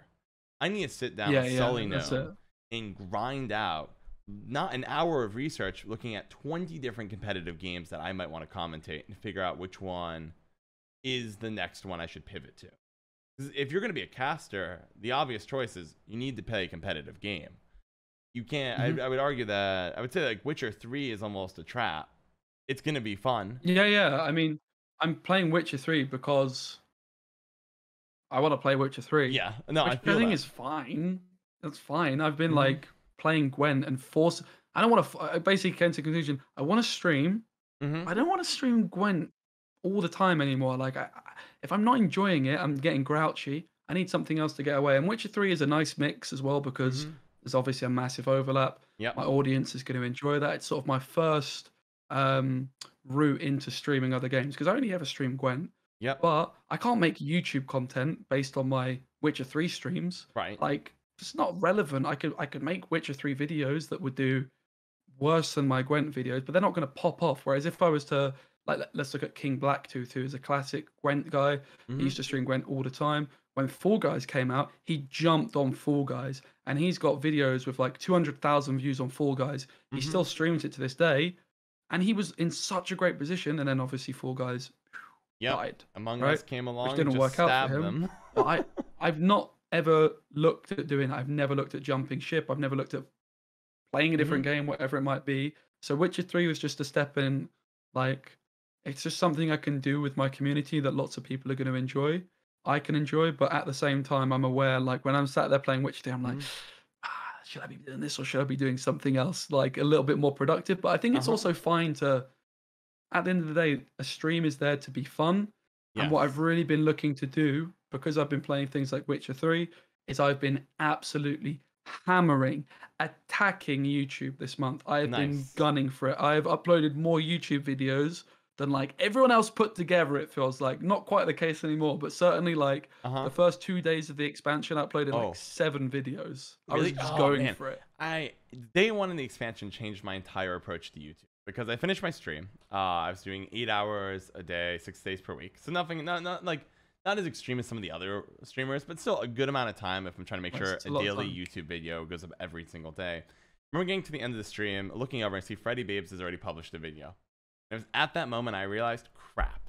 Every single streamer in Gwent like personalities putting out a video at least one a day minimum, and they're gonna wipe through every deck. Like they're gonna get every single piece of content. There's only two I'm or so three videos. sorry. I was awful for it. Oh, I literally, I changed I just my went for it. I changed my personality too. I put out 2 or 3 videos a day, and I've been doing that for about 2 weeks now, and I'm still going with it because all of a sudden I watched my content spike, and I realized, oh, Hmm.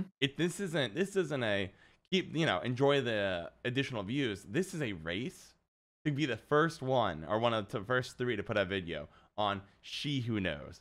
I didn't do Royal Guards because like 4 people hit Royal Guards. I'm like, all right, we're not doing Royal Guards, and we go down the list, and you're just trying to get to every single one of them before the rest of everyone else. Oh, it's such a competitive landscape, paradox, and that's so rough. Yeah. Yeah, Gwent YouTube's a Mhm. weird one. It's like you say, like if you're the first to the punch. So all my most viewed YouTube videos on my channel were from expansion day. Way Mhm. of the Witcher, not Way of the Witcher, Master Mirror, Yep. which was like June last year. So obviously I got my PC maybe like April and I'd been streaming. But then when Master Mirror came out, I was like, right, this is my time to shine, mate. Yep. This is my moment. And my channel, that's when my channel really took off. Yes. My YouTube in particular, I gained like over 1,000 subs in like a month, I think. I had like on the first day of the expansion, like even Mhm. when I look back at my stats now, there's just like this one massive spike, which is like expansion day Yep. in June, where I had like just a lot of a couple of videos that did really well. I think I had like a spell Scoia'tael deck when Nature's Gift and Symbiosis was first introduced, Mm-hmm. and there was another deck as well. I can't remember exactly what. And then when Master Mirror came out, when Where the Witcher came out, I was working full time, but I managed to do one video on expansion day, which was Northern Realms Witchers. Yep. Because all I really play is Northern Realms, my favorite faction, obviously. Everyone was saying these Witcher cards are rubbish, and I was like, hold on a second, Yep. I've got an idea. It was a deck with Pogna, so it wasn't like the perfect meta Yep. list, but it was But pretty much there. Like I wasn't playing the close. Witcher trio, but I had Vesemir in there and Leo and such. And yeah, that video did really well. So then I've been kind of doing it full time Mm-hmm. since January. I've been helping Freddie prep for masters Yep. and streaming, and it was super just like taxing and mad. And then bang, expansion. I was like, right, it's time to absolutely go for it. So I woke up early on expansion day. I played like 5 different decks because that's one thing I can back myself to do. I can build good decks quickly now because I just spend so much time in the deck builder. I was like, I'm going to build 5 good decks. Before I would spend so long on one deck and perfect it. Uh-huh. And then I would look at my YouTube views and I'd be like, Nope. what the hell? I Nope. spent so long on this deck and nobody's Yep. clicking on it. 100%. And then I just changed my approach. I said, look, mate, I'm just going to upload this deck. This is cocky, but again, I'm not humble. A bad deck I build, a bad deck Mm-hmm. for me is better than 90% of the decks you'll find, right? Uh-huh. You're a very So good deck builder. I can upload this, and even though I can look at it and be like, oh, it's not quite right. Mm-hmm. 99% of people aren't really going to realize that, and they're Mm-hmm. still going to enjoy the deck and play it, and they're going to enjoy the video. And ultimately, I decided I was just going to go for it, and I was just going to, Mm-hmm. again, like I found the Twitch space super competitive. Like Yes. obviously Spyro does his slot. You've got Spear's a Shimiri. machine. I changed my slot to Mm-hmm. try and like target that little space in between them. But then Life Coach comes back. Freddie's streaming as well. Yeah, Freddy's the killer. All sorts of people. So Freddy. I was just like, my Twitch viewers were like not quite where I was wanting. So I was like, right, YouTube's not quite as competitive. So I Uh-huh. think I'm gonna go for that. Yeah. And I just went for it. And have to say as well, around January time this year, I got in contact with Bo, who's in the chat, Uh-huh. who is editing my videos, and that has been an Ooh, absolute game changer that's for me. so nice. Best I'm decision I jealous. ever made. No, because the editing is just time consuming. It takes up a lot of time on your computer when things are trying to just to process, and it kills me because as soon as I end the stream, the work doesn't stop. I have to go download my Twitch clips. I'll eat my dinner as quickly as I can. As soon as it's done downloading, I'm gonna try to make a video or 2 or potentially 3 today, and that's gonna eat up all my evening. I'm gonna sleep, I'm gonna wake It's too up, much, prep isn't a it? stream, Yeah. and I'm gonna do the exact same thing over and over. Oh, it's so nice you got a video out of it. It's the first thing once I'm a little bigger that I wanna find someone to help me with, is just give me 3 more hours so I can go prep better content and leave the video editing elsewhere. That is awesome. Yeah, it's I think it's even like I just remember being sat by like even like a couple weeks ago, I think Bo was away or whatever. And I was doing some of the videos and I was just sat there like watching my computer render the video and I was like, Oh, oh my goodness. And I the remember like worst. I'd have to wait for my video to finish rendering, and then I would Uh, have to like when it was finally done, I would be uploading on YouTube. uh-huh. My PC would be on all night, and it was like just not ideal, right? And Yep. since I've had Bo in, um, like I think even I spoke to him like maybe around January time when I first got him in.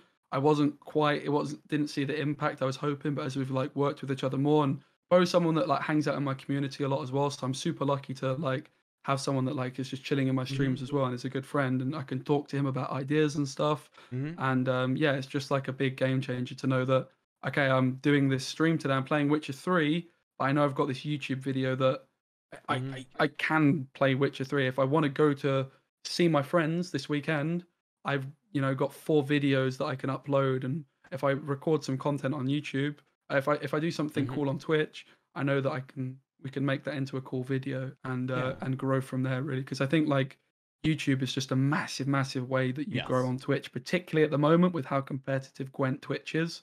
And I know you've been Yes. uploading on YouTube as well, and it's like the YouTube. first thing I would always recommend to Uh-huh. someone, just sesh the YouTube, mate, YouTube for is sure. everything.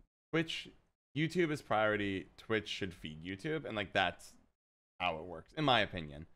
Where it Hmm. is so nice on Sunday, I don't stream. I work on like trying to have a bit more forethought, prep some content, keep the wheels turning behind the scenes. But it's so cool to have like follows on Twitch without me streaming. You're not gonna get that if you don't have Yeah, an trust. unbelievably active YouTube. I'm like, oh cool, I got 4 followers today. I didn't do anything. It's just that these people saw the YouTube and said, I need to be there live. And so they went to Twitch, they hit the follow button, or maybe it's a Twitter follower. Like it just the fact that YouTube is always there, ever present, permanent content that's generating you new viewers. It's just it's so good. And it helps us particularly in the Gwent space because I think Gwent YouTube is not nearly as competitive as streaming. Streaming For has sure. so many just monstrous streamers. You mentioned Freddie Babes is back. Life Coach kind of brings his own posse with him, his own team. But Freddie Babes coming back. Shinmari, Spiro. These guys will just suck up viewers, which is awesome. Gwent deserves an amazing class of streamers, and it has that. But you can't if you're going to start off streaming Gwent, now you have to have the YouTube. You have to compete where some of them are not as competitive. You got to bring the full package. Yeah. Yeah, and I think like with these guys, like with if they weren't streaming, there's still gonna be people watching Gwent. So for Yep. someone that's like me, where I've got to the point where I'm trying to get to where they are. I'm not quite there, but I'm on my way. Yes, you are. Like for someone like Life Coach, if Life Coach is streaming at 10 p.m. in the evening, I'll be looking and I'm like, sod it, I'm probably not gonna stream. Whereas if I was to look on Twitch, I'd be like, nobody's streaming. I'd be like, all right, it's my time, baby. I'm going.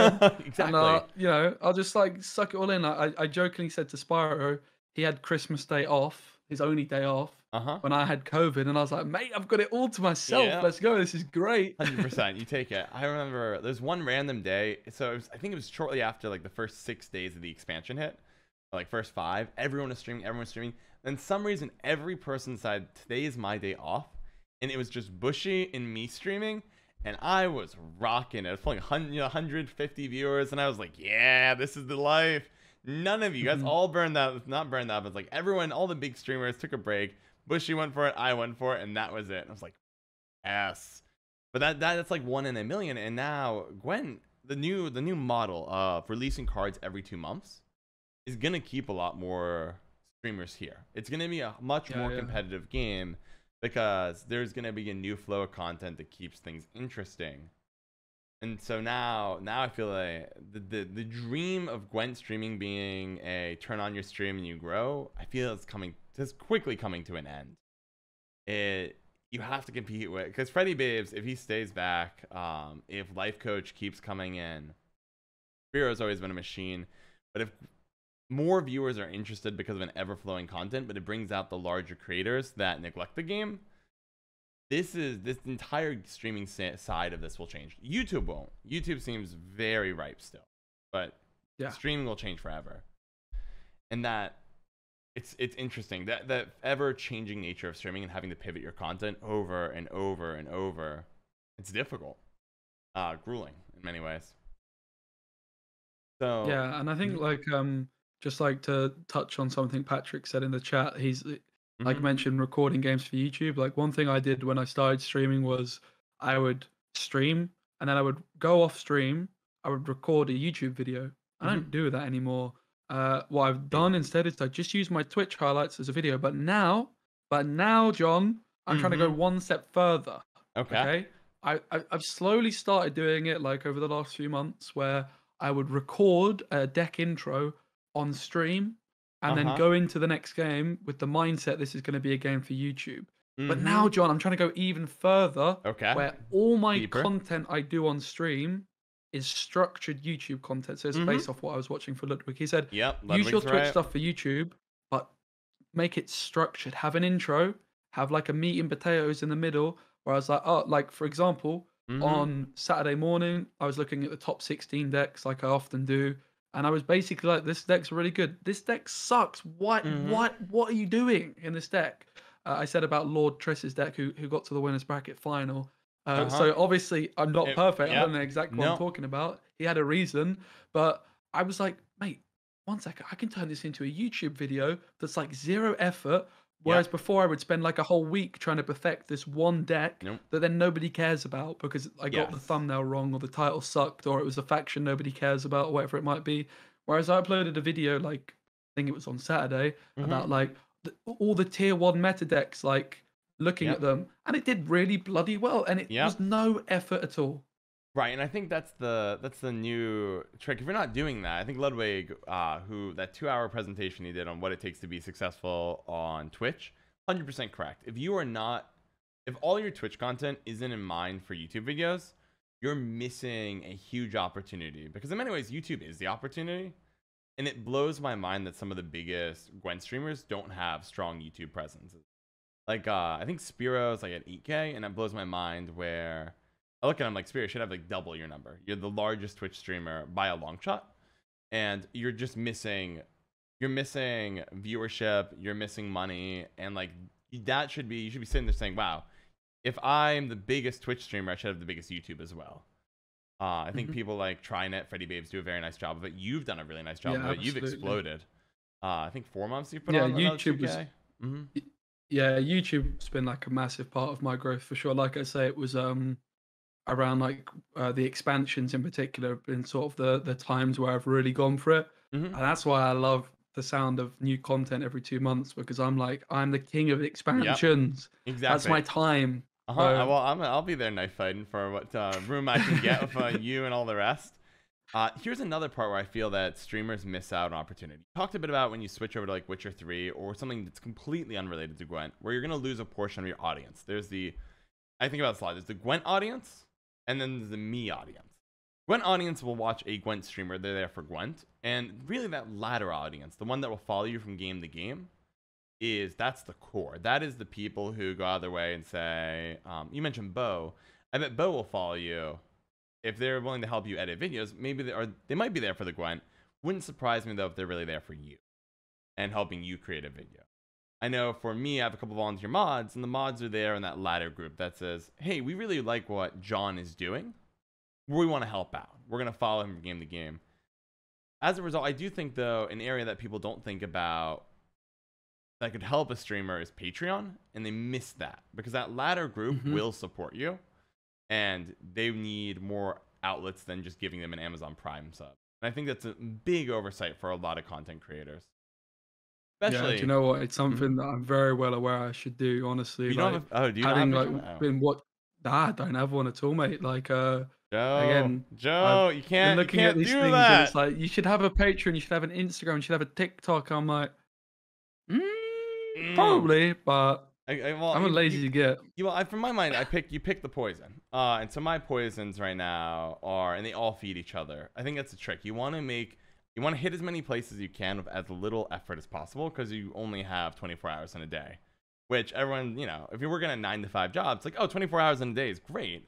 I spend 8 working, I spend an hour commuting, and then, I have the rest of the time to myself and some sleep. But if you're a content creator, it's so ruthless that you need to be working not only unbelievably hard, 60, 70, 80 hours a week, you have to be intelligent about all of it. So you're trying to, in my eyes, trying to hit as many platforms as you can with the least amount of effort possible. Because, so like Twitch, stream the Twitch, turn it into a YouTube video, it makes a lot of sense. Instead of doing offline content for an hour or two to make the YouTube video, do it, get the viewership, interact with the viewers, and boom, off over the YouTube it goes. And then for like me right now, for the interviews, right, they now become also a Spotify podcast, right? So there's another layer, and you layer it on. Like Instagram, I don't think would ever work for me because I'm not into the photos. I don't have really I like to think my face is photogenic, but I don't naturally take photographs as part of my content creation. I find that all to be really interesting. Patreon, though, I think is key, and I think it's where a lot of people sleep on, because when you're trying to make those transitions, money goes down. Money's already tight if you're going to be a full-time content creator, because if your name isn't Pokemon or Ludwig, okay, you're getting Pokemon. Oh, now we're talking. Yeah, you're a big Pokemon fan? Is that your jam? Oh, what a woman, mate! What a woman. The only reason I wanted to be a Twitch partner was so that she'd notice me. Wow. Well, I wish you luck. It didn't happen. Didn't happen. That's all right. You got to go the Courage route, right? You can go hang out with, go Courage, become part-time owner, 100 Thieves, get to know Valkyrie, get to know Pokemon. You can do this. You can do this. I believe in you. You got to dream, man. You got to dream. What do you on your Patreon then? What sort of things do you? Okay, here's how you. Sounds like I was like, what do I do? I was thinking, do I ever like put like some deck Okay. lists on there? Like, Nope. No. I don't know. No. It seems kind of like disingenuous. So here's But how at you the do it. same time, if people will pay for it, do you do it? You know what I mean? Okay. So one thing Gwent creators do a bad job of is researching how to do things. So Patreon, there's two areas where Gwent creators are terrible at, and I'm gonna tell you the two. You ready? Patreon, YouTube keywords. Like 99% Hmm. of all the Gwent streamers kill my soul when I look at them because they have not put the forethought into figuring out how that works. Here's how Patreon works. Patreon's your opportunity for you to connect with that core. And that core is gonna be willing to support you as you experiment with new content. You're gonna want to. It allows you to have a direct communication with them. These are the people who have your back. What you want your Patreon content to do is be very, very natural and very, very uh, low effort, but giving you really intimate access. So, for example, Arcadius is he does full-time dungeon mastering for D&D. He gives all kinds of assets from the world he's built as part of his Patreon. Why does he do that? Because that doesn't require any effort on his part, but they're really intimate stuff. Like, here's your world building stuff that you fell in love with Arcadius for. Here's your access to it. He's just giving you the file. I structured mine in a way that says, I'm going to be posting. I'm actually late. I'm late by a week. Sorry, patrons. I'm working on it. But I'm going to let you, every like 2 weeks, I'm going to try to get an update out and try to tell you what's ahead. So instead of being surprised by what I'm doing, you're going to know what's in my head. So like the $4 patrons, $4 is just like you support me. 8, I think, lets you read what my thoughts are, and I try to post those every 2 weeks. 12 says I will do polls on occasion that will let you try to have some control over my content. Then $24, I'll put you at the end of each YouTube video, right? Each of those content tiers is structured in a way that says you're going to support me. I'm going to give you the outlets to give me a backing and get a little bit more intimate, right? You're going to get into my thoughts. You're going to get into my YouTube videos. Like, this is the door for the people who really want to support me. And it's also financially just better. You're not giving up. So if you do a YouTube sub for $5, $250 goes to Amazon, $250 goes to you. Patreon takes like nothing. They take like $1 and a small percentage. Like, that Yeah. is, it's by far the better monetization model. And so for people who say, look, I want to help Speci get to that next level. I want to see Speci cast in Overwatch, League of Legends, Call of Duty. I want him on the big stage with the esports teams, tens of thousands of fans, and there are people who are going to buy into you, which is the coolest part of streaming. And so you structure it in such a way that lets people have some control, get inside your head, and really know what's going on. And that's how you do it. If you want to learn more, I think Devin Nash does a really good video on it. If you're, Do you know, I've watched it. I just haven't committed to it yet. Like, I've started to like look at these sorts of things, but not actually. You know, I was talking about my messy room. I actually had a big clean up, like moving of the desk. I've got my green screen now. I've got a new microphone. I'm gonna get a nice camera. I've got no excuse now. I've finally got Twitch emotes coming up as the actual Better Twitch TV emotes on my screen, on my chat, and Patreon seems like a really another good thing, because I've been thinking, what else do I need to do? I need to mod my Nightbot. I've been Twitch partner for like 6 months and I still haven't done that. And a Patreon sounds like a really good idea as well. Take a day off from streaming and get your stuff in order, my friend. You gotta. Do you stream 7 days a week? Yeah, most of the time. Kick it down to 6. If you're gonna take I'm a smaller creator than you, so you can feel free to take it with a grain of salt.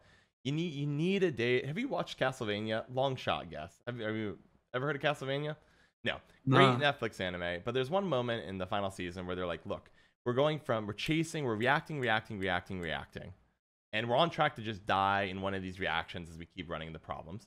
We need to pause, sit down, and just have a proactive moment. We need to be thinking about what is our next step. As a result, you know Gwent is becoming more competitive. You're not having fun with it. You need a moment to think. If you want to be a caster, what do you need to do to be a caster? Like, casters need flexibilities in games. They need opportunities. So I don't know. Like, if the grind isn't working, especially, you need a day to just like get your house in order. Yeah, for sure. I think I have like started to do a bit of that. I haven't given myself a set time though. Yeah. It's just like last night I was still up at like 4 a.m. like doing bits and pieces. I'm not a very good worker, like having a set day. I'm like, but I need that's it. And I think early mornings schedule and that sort of thing comes into it, right? Well, no, I'd say so. Your problem is Plus, you work hard. You are a good worker. You're just working on the wrong things, right? So Hmm. from what you're telling me is you stream more than I do. You've had a lot of success, but what you need to do is stream less and think more. You need a day. Just Yeah, say yeah. all you need to do is say I'm taking off Saturday. You're gonna keep working, but you're gonna say there like I'm gonna pick my next game I need to. I'm gonna figure out what type of YouTube content I want to pivot to. I'm gonna figure out what games will give me casting opportunities quickly. So I'm looking for games that could be making content about the competitive scene on quickly, and then games that are of a small esports scene that can get me a foot in the door quickly. And I'm Hmm. gonna start getting things going.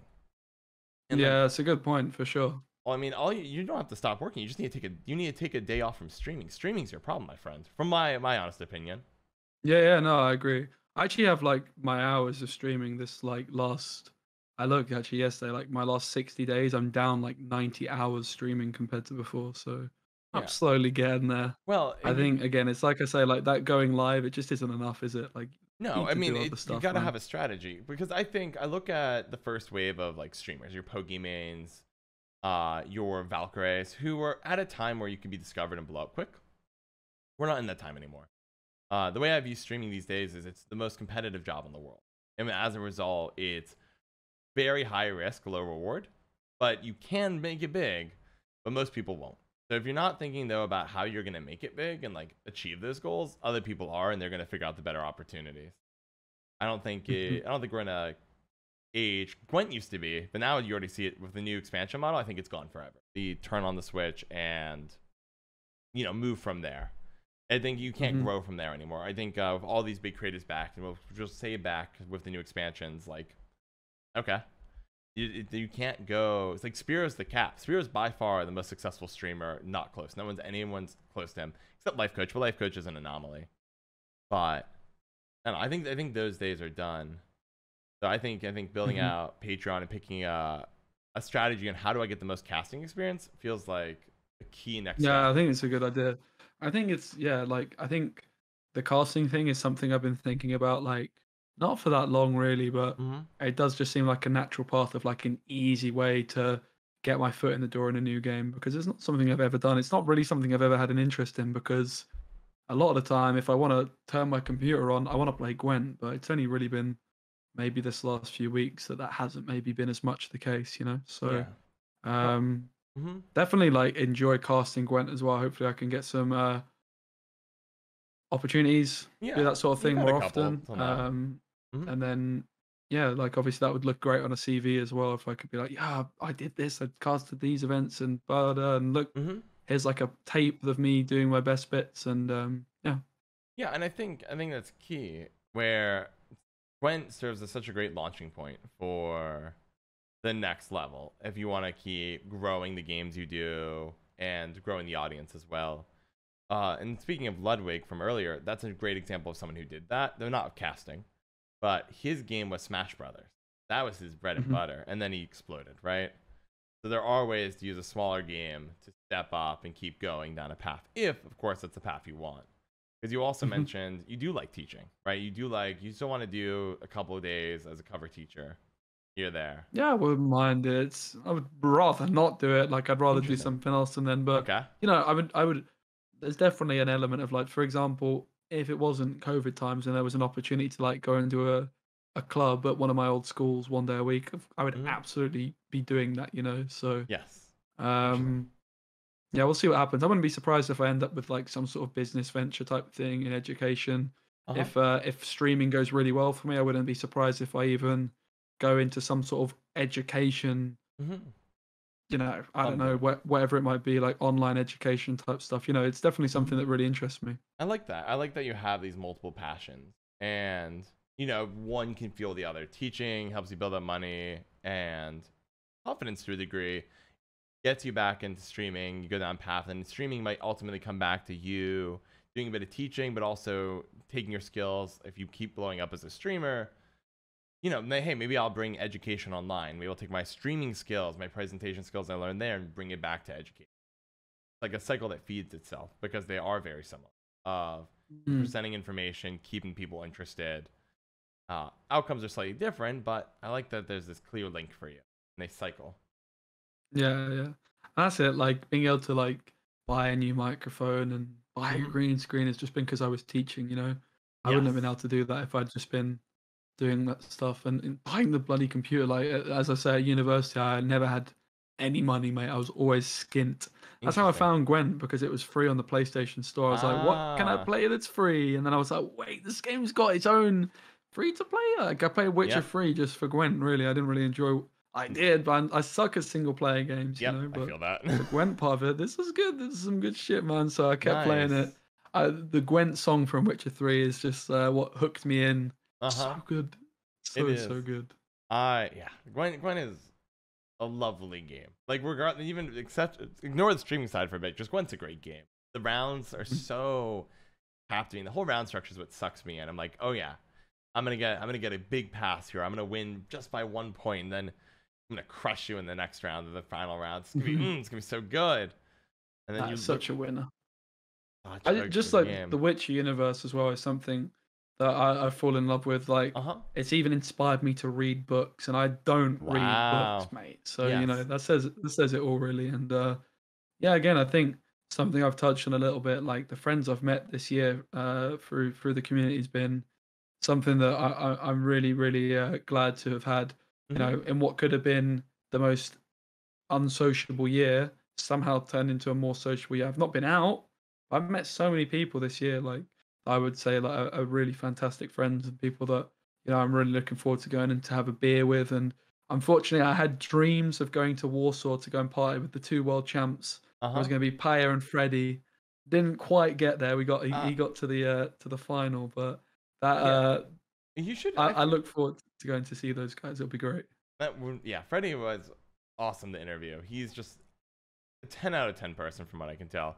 Give me a second. I Mate, want he's to so funny, such a funny guy. really thoughtful, really funny. Just I enjoyed chatting with him. It was a blast. So tell me, I wanted to know more though about your prep for Freddy Babes and Masters. How does that work behind the scenes? You all just coming up with deck ideas? Are how does this work? Because this is the biggest Gwent tournament there is. You're prepping Freddy Babes to try to win it all. How The do you even man, approach yeah. that? Oh, mate. So it was a bit of a mad one, really. I mean, I've not been playing Gwent at a high competitive level Mm-hmm. ever, really. Like Uh huh. I've qualified for some top 64s this year for the Yep. first time. Um, Not done particularly well in any of them. Mm, I was like watching you on last one of year, those. Mm-hmm. March last year when I came back, I'd only played since Gwent came out of beta. I'd only played Northern Realms and Keltalis. That was it. I didn't Okay. touch SK, didn't touch Wow. Nilfgaard. Wasn't interested, mate. I just wanted to play stockpile Northern Realms with Dandelion Priscilla. That's Okay. all I was interested in doing, right? Yep. And that's again why when I saw that picture of Kelly, I was like, oh mate, I remember Kelly. She's so Mm-hmm. sick. She was like the card that inspired me to use a different faction. I used to play other factions on beta Gwen. Northern Realms always Mm-hmm. being my first choice ever since Witcher 3. Yep. But yeah, like last year, I joined TLG probably around a year ago. I always never thought I wanted to join the team. To be honest, I was like, Mm-hmm. what? Why would I want to do that? What is in it for me? Um, and to be honest, the main reason I joined TLG at first was because of the casting opportunity to do the Invitational as a caster. Okay. Because the I respect Invitational that. had been announced, and I was like, all right, I want to be involved in that. That sounds good. So I joined TLG, and Mm-hmm. from there I met people like Saber, Mm-hmm. Payabol, Gravesh, Green Knight in particular. Yep. Um, A lot of big we've got names. Spy BQ, lots of very, very big people, but I think particularly Payabol, Gravesh, Green Knight, Okay. especially Green Knight. Mm-hmm. Um, and I watched like Spivey play a lot, but I think those three in particular, in terms of just like improving the way I built decks, because I always loved building decks. Mm-hmm. They were mainly meme decks. Like even throughout my time during beta, I played absolute pile meme decks. I had never played a card game before, but I used to play a lot of FIFA, where Mm-hmm. I would like try and build the squads and like make all link and get the Yeah. perfect chemistry. And that sort of inspired me when I played Gwent. I was all about the deck building. Uh-huh. So It's I a fun think part of the that's when game. I moved to TLG. I was able to go from building fun decks to actually pretty decent decks, and I've slowly gotten better and better. And I think Green Knight in particular, Mm-hmm. somebody that I'm really good friends with. I'm looking forward to going for a beer with him soon because he lives in England as That's well. wonderful. Okay. Um, Things open up. so just bounce off well with him with decks. I've got like my crazy ideas where I can kind of see where there's something, and Uh-huh. he's like the one that's the sensible head of like, right, this is what, and he's just so good at. He's like the best deck builder there is. Like he Mhm. barely plays the game, but he can still just like make a ridiculously good deck. Like the Mhm. Arrakis Swarm deck that's obviously super Mm. popular. He Yep. was playing that months before anybody else, you know. Interesting. Like the imprisonment deck that Freddie played at Masters, that was just Green Knight just going, Anna is amazing. He was saying it for like a whole Mhm. month. Anna's such a good card. We have to play Anna. Uh-huh. And then of course we ended up playing Anna. So Green's just great at that. So Freddie, I met. I mean, I remember when Freddie followed me on Twitch back in Uh-huh. 2017 when I had maybe like 400 followers. I was so gassed. I was like, oh yeah, let's go. Freddie's following me. Because Uh-huh. when I first started playing, I'd obviously come from competitive Call of Duty where I watched the esports. So of course I watched the Gwent esports, and Freddie was winning all the tournaments. He had a big YouTube channel which I watched because again, didn't watch much Twitch. So Mhm. I used to watch all sorts of Freddie stuff and see what he was up to. And then I got to know him last year through playing Among Us. It was actually around the time I was teaching. Mhm. Started playing quite a bit of Among Us, and I was streaming it for not many viewers, Yeah. but you know, it was But my having a good first time time. sort of delving out, and he just made me laugh so much. Like my sort of humor and his humor just worked quite well together. Like he was just like a bit of a troll, and I was kind of doing the same sort of thing. So I Mhm. just got on well with him. I played Valheim with him as well. Nice. I think that was at the start of this year where we had like a week or so where we were just staying up all night. It was me, him, Beardy Bog, and Beardy Bog's Mhm. wife. We had a Valheim server, and Freddie was just an absolute wizard at it, mate. Like, I was so Uh-huh. bad, dying all the time. Freddie's off to the mountains to fight dragons with his potions, and he'll come back and like, oh, here you go, Spacey. Here's my old sword that I created and didn't tell you about with all this like iron that I was hoarding. I'm like, oh, Uh-huh. cheers, mate. Nice one. I was just the one like building the house and like sorting out the boxes and stuff, you know. He actually did a Uh-huh. video on it as well, and there's like a really cool scene that he shot where it's me, him, and Beardy on a boat going through the river on Valheim, and my character is called Fish Flapper. Okay. So we're just gliding Ah, through the flipping love through that. the landscape. So yeah, I got to know Freddie like really well from that sort of thing, and then yeah, he just hit me up. He said, Uh-huh. "Yo, Spess, big news! Masters One is happening." And Wow. I was like, "Oh no, this is terrible," because I hadn't heard anything about it, John. And what that Uh-huh. meant was I hadn't been asked to cast the event. Oh, yep. Um, so I was like, when I found out Open One was like, I basically knew the casters were going to be Tia Lionheart, Yep. Shinmiri, and um, Watch like? Flake. Well, just Flake. I wasn't forgetting you. I promise. Just Oh, no worries, no But worries. yeah, like I found out I I apologize found out it now. was those guys, which like all very great casters. Like I've watched Yeah, but you many, wanna be many, there. many streams of Flake and Shin, and I know Tia and Lionheart very well. I've casted with Lionheart as Mhm. well.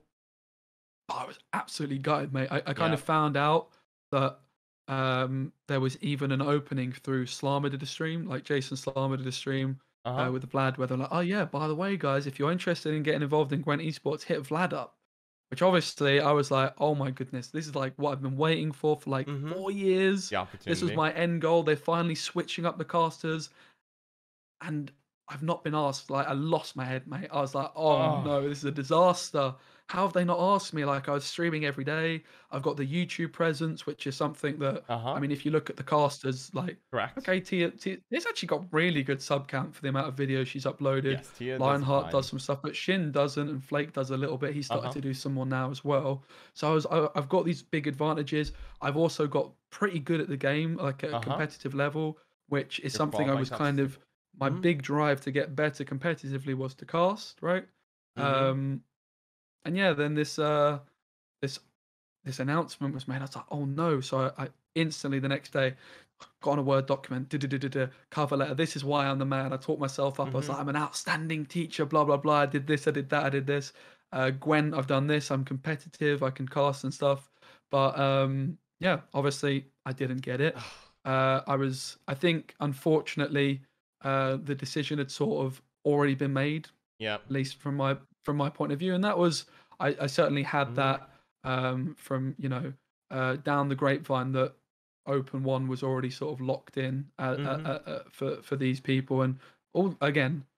it's a competitive thing. So of course I Yes. want to be there, but it's nothing against the people that are there. Like I've got a lot of time and respect for all the people that are there, you know. Hmm. But when I heard then from Freddie that Masters was happening, I was like, ah, Yep. like the biggest Gwent tournament of all time. I feel like I've done everything possible, at least since I returned to streaming like last year, Yep. to be in a position to have an opportunity. And I didn't necessarily feel as though it was an even playing field. Like I didn't felt like I had a chance to prove myself. And that is just what Yep. it is. That's not anybody's fault. That's just how I felt. You know, I'm not, Uh-huh. sending shots or anything like that. It's just how I felt, like I felt hard done by, right? Hmm. Um, but the silver lining was, wait, Freddie's messaged me about Masters. Why is that? And yeah, he asked me to prep with him, which Nice. I was just so chuffed to do because, Yeah. like, first and foremost, I wanted Freddie to win anyway because, as I say, like I just used to watch all Hmm. his content and stuff. Like he's just somebody Yep. that I really like and somebody that I just used to watch his content. And the team that he asked to help was Payable, went world champion, Hmm. Green Knight, just the absolute man at building lineups. Like he's just so Good. intricate and detailed in how he Hmm. goes about like deciding on what approach to take. Like they've got spreadsheets, they've got this, they've got that, and I'm just sat there like, It's, all right, this is this. I'm like, yeah. so have you heard of Portal Fish Flappers, guys? Like, how am I here? How's this happened? But yeah, I was super chuffed to have been asked by Freddie because that massively helped soften the blow of like Hmm. obviously not casting. And he Yeah. sort of told me as well, like he's like, oh yeah, by the way, Life Coach is going to be playing this tournament. I was like, no, he's not. Shut up. And then sure enough, like a week, 2, 3 days later, wherever it was, I'm sat at the pub like, on a very rare occasion Uh-huh. outside the house, and I'm on Twitch and holy moly, Life Coach Yep. is on Twitch. It's happening. Yep. It's It is. happening. Uh, Um, mhm. and it was just so good to like be involved. And honestly, it was a lot of pressure. I don't know if you've seen the clip of me when he won his first game against Damo. Okay, I did I not. may have accidentally ripped my shirt off and sounded a little bit like a frog when That. he won his first Ah. series because we built a Northern Realms Redea deck a little bit Mhm. last minute that Freddie and I sort of Freddie said Redea. It was like 4 a.m. the morning of deck submissions. We Okay. had the Nilfgaard deck locked in, Yep. Syndicate sorted. The Scoia'tael deck, we ended up spending a lot of time on that evening because I really didn't like the way it was, and we definitely improved it. It had cards like Isengrim in it, Mhm. and instead of going for like the Isengrim, we still had the Sonara in the Elf package, but we had more engines. So I think Yep. Stigger Castle, Treant Boar ended up in there, which was just really important. You need those extra engines because otherwise you've got all these like sentries, but not actually enough movement payoff for them. Like cards like Yep. Gate, and we weren't even playing. We found the perfect balance, I think, with that ST deck. But the Northern Realms deck I just didn't like. It was playing like Fold Test and it had Vicegotta and Siri Dash. Mhm. And I just didn't like it. It just didn't quite seem right to me. And the Yep. overall plan for the lineup was to be great and just destroy Kelly and Vi. But unlike a life coach type lineup where you're just Mhm. targeting one thing hard, and if you see it, you win. If you don't, you lose. We wanted to be winning for free against those decks but Yep. still good into everything else. And Uprising was like a key deck we targeted. We tested the Redea Mhm. deck once against Uprising and it won super convincingly. And we just said, that's the deck Yep. sorted. We believed in it. It made sense. It really did. It fit the lineup because if you take this Redea approach, you've got an extra shield, which was something Mhm. that the deck needed because you're using leader Yep. charges on Dash, on Vicegotta. You've got the jewels as well with Einsace and Selkirk. But also, there was just so many cards you wanted to use as one-off, like Siege Ladder to move your Vicegotta back. You wanted to have a Pella for the Purify, Mhm. because of course Devotion Northern Realms doesn't have that. That was the other thing we were thinking about, Devotion Shield Wall. Yep. But you're not beating Kel'Thuzlis, so what's the point of this lineup that's destroying Kelly if you've Mhm. got one deck that isn't? But of Mm. course, the deck in testing in the next couple days, we spent all the rest of the night on the Scoia'tael deck. It was just bad vibes, and Yeah. I was like, "Oh no, I've cost the biggest Gwent tournament of all time. Mm. I've been asked to come in, and I was feeling super responsible because it's like the kind of deck I would Yeah. play, right? Like a Shield Wall NR deck." But honestly, it wasn't that bad. Like it actually performed pretty damn well Mhm. We when got all the way we to the played with it finals. more. Mhm. But just to see that Shield Wall deck get over the line on day one, just so much Oh. stress and anxiety was just, and I was just so gassed and chuffed to see Freddie Yep. make it for it. And I feel so bad because Damo, is like the only other guy in that tournament that I've got like a bit of a personal relationship with. He actually interviewed me as well about a month before Masters 1 was announced, and I had a really great chat with him. He'd actually been Mhm. messaging me at various points in the build up to the tournament, asking me about the meta. But it was a secret that I was helping Freddie because Mhm.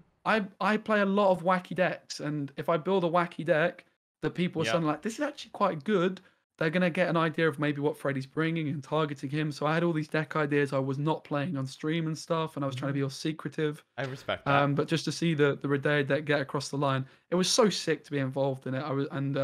I'm so glad that Freddie doesn't hate me for the Redea deck. It was his idea at the end of the day, Redea. But as soon as he said Redea, I was just absolutely erect at the Yeah. thought of this Redea Shield Wall deck dominating Gwent World Yep. Masters, and we were so close to getting there. And it was great to see Oh, him in the final, and we really yeah, it was were. so cool to be involved in that. Like, even though I wasn't as a caster, which was a massive, it was super but sad. Mhm. Yeah. Honestly, I'm actually even more glad that I got to help my friend prepare for the biggest tournament, and just like Mhm. Green Knight and Paya, two of my best friends that I've, as I say, in my life that I've met, like those three guys as well as other Mhm. people. It was just every single night, like playing Gwent with this clear objective in mind. We've got a Yep. chance for my friend to win like 100 grand. This is Yep. crazy. How has this happened to me? This guy that was Mhm.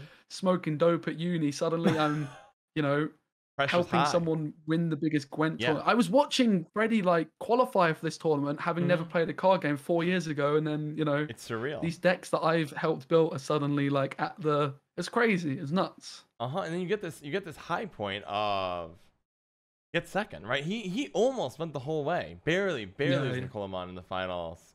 That way, and it was really bad draws. Like that was not a never felt at the very end that it came down Mate, to I was so intoxicated. I was watching it mhm. with. I believe you're gonna be joining us. I think maybe I saw some murmurs for Open 2 with Bush and Joe Haggis, and Quill was there, as Mhm. well as Spyro and Hablar, and Mhm. we were just chilling. I was drinking. I was getting very agitated, John, because Hablar made a few choice Uh-huh. comments about the Redea deck. I was getting quite aggressive. I was calling people snakes in Bush's chat. It's not good when I drink, so it was entertaining, but I was very amped up and aggressive about the whole thing. But yeah, just such a relief, especially that first series, to see him just get through 3-0. Mhm. Especially with the Redea deck was the last deck, Mhm. and yeah, I was banning people in my chat for points out. Ah. But Uh-huh. yeah, and then it was straight after that was expansion. It was like bang, right, it's time to go. So that's probably why I'm burnt out, because I spent all last month like Yeah. every single night Gwent.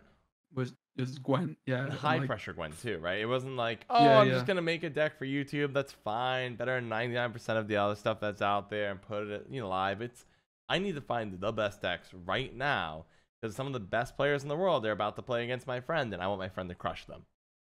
Yeah, That. exactly. And Freddy's just like the guy that brings the spicy decks as well. And I guess that's kind of why he asked me to join him. But the fact that he had that like trust in asking me to Mhm. join did really just mean an awful lot. And especially like with Paya and Green Knight as well. Like I kind of left them to it once we submitted the decks.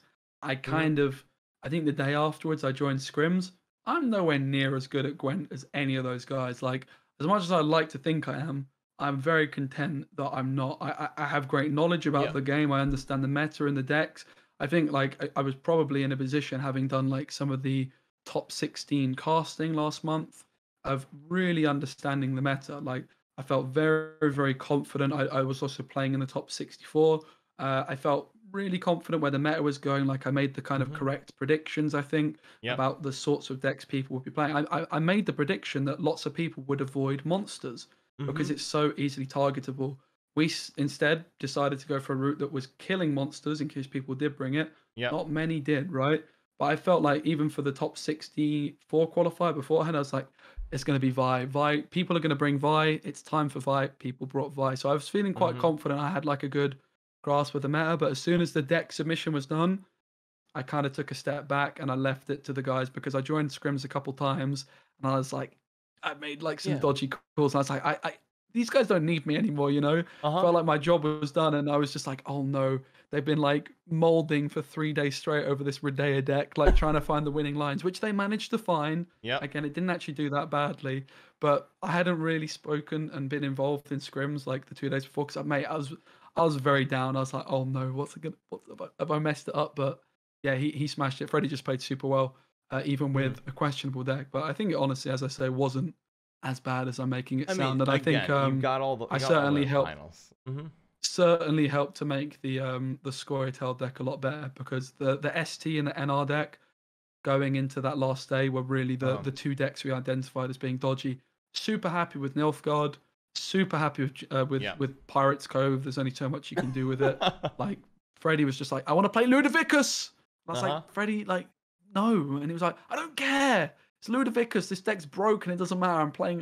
Sure, Yep. mate. Play Ludovicus. So, but it was obviously not my fault as well that we've got 12 hours to go and we've got two decks to finalize. So you know it was a team No. effort, and I'm very grateful that if Freddie got knocked out in the first round, I'm confident that those guys wouldn't have like pinned it on me or anything like that. Even though I felt responsible, that was just because I'd put a lot of heart and soul into it, and that Redea deck sort of felt a little bit like my baby because it had the Hmm. City Guard, it had Pella, and Yep. we were kind of me. It's perfect. It's got the Yep. Speci It's your cards. Like, it's jam. gonna be It's your great. jam. So yeah, it was such a great thing to be involved in again.